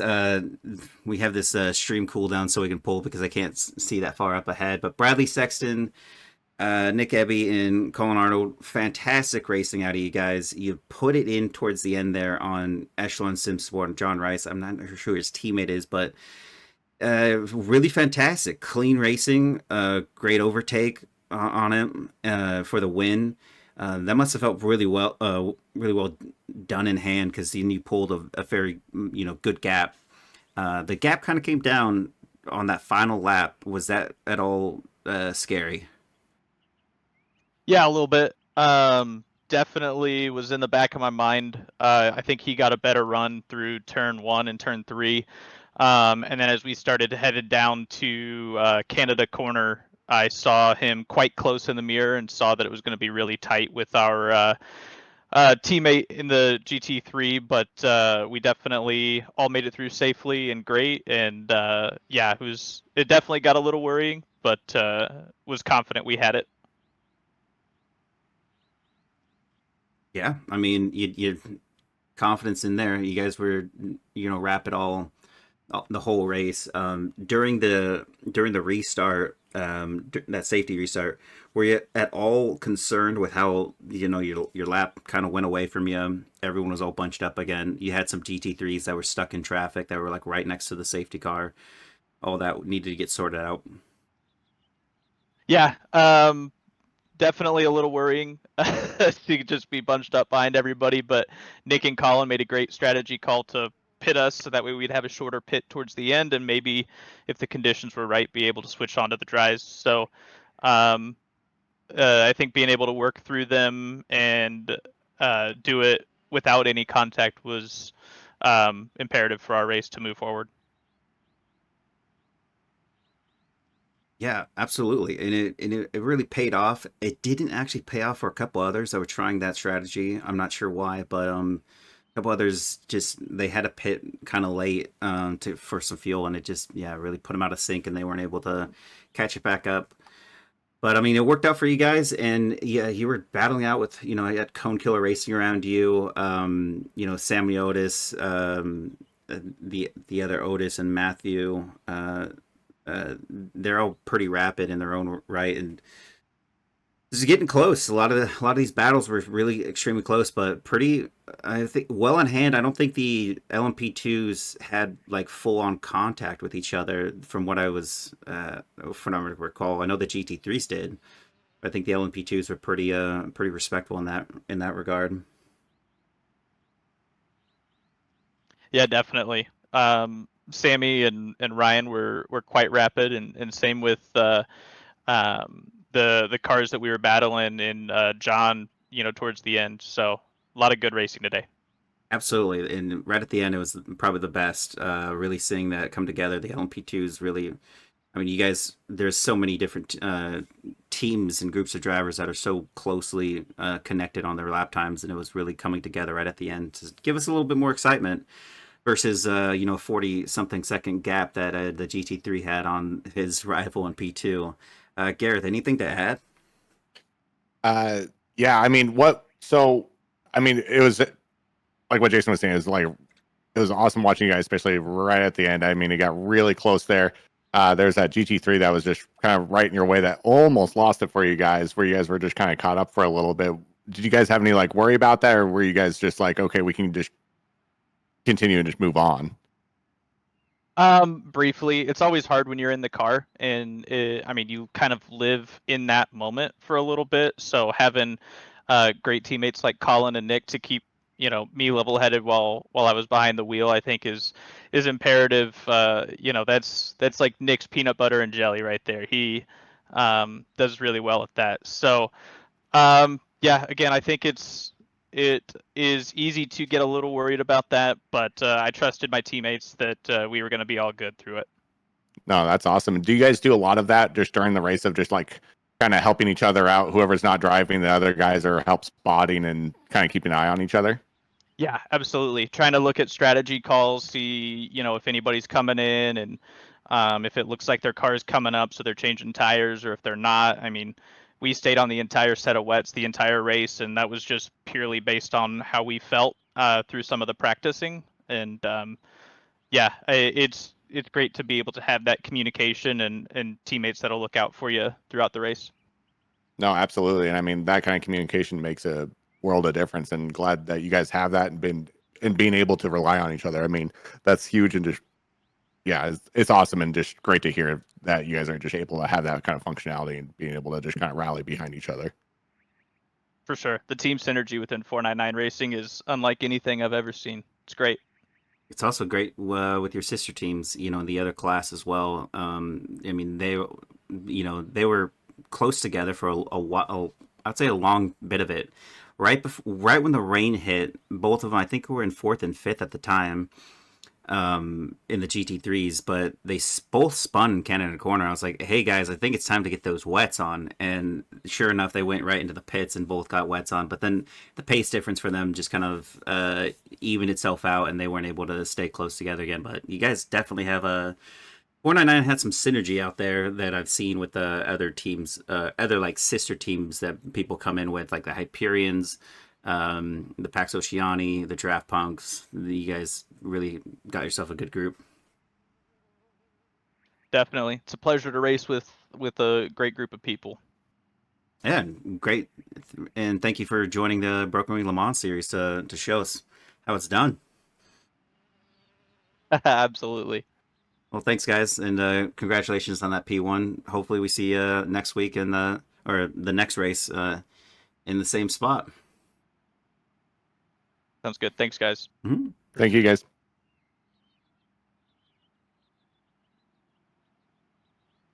And with that said, that's actually all of them. I don't think we've ever gotten all four, P1 classes in the books, but it was kind of nice. That was the season 1, round 3 here at Road America for the Broken Wing Le Mans series. My co-commentator here is Garreth Hamm. Thank you to him for joining me and everyone else in the chat for being very lively. Again, I will stress that neither one of us would have made a stewarding call on a driver who gets hit in a what could be just a racing incident. We're just speculating at best, and at worst, it's still just, we're just talking more than anything. No blame. Yeah, we give no blame to one specific driver or another because we truly don't know. Except this one time I did see somebody intentionally wreck somebody so egregiously that I had to show it back a couple times so everyone was on the same page. But Garreth, thank you for joining me. Yeah, absolutely. Always a pleasure, and a friendly reminder that we do have GT3 sprints on Wednesdays. This series, the LMP2 and GT3 Le Mans series, on every other Tuesday. Xfinity on Wednesdays, which they are on kind of an off week, kind of doing a fun race tomorrow. But we'll be getting back on a normal schedule here shortly. V's and Rays multi-class on Thursdays, with a race time starting at 7:30 Eastern time. Yeah, and just a quick correction: the GT3 Sprint Championship is on Sundays. The Xfinity's on Wednesdays. You said. Oh, did I miss that? It's all right. Yeah, it's Oh, jeez. It's all right. And also the last thing, the About Me. Hit our About Me section on the Twitch. We have merch. Broken Wing Racing League has merch you can purchase if you so choose. There's a lot of things on there, different types of stuff as well. It's not just like T-shirts and whatnot. There's like mugs and stickers and all sorts of stuff.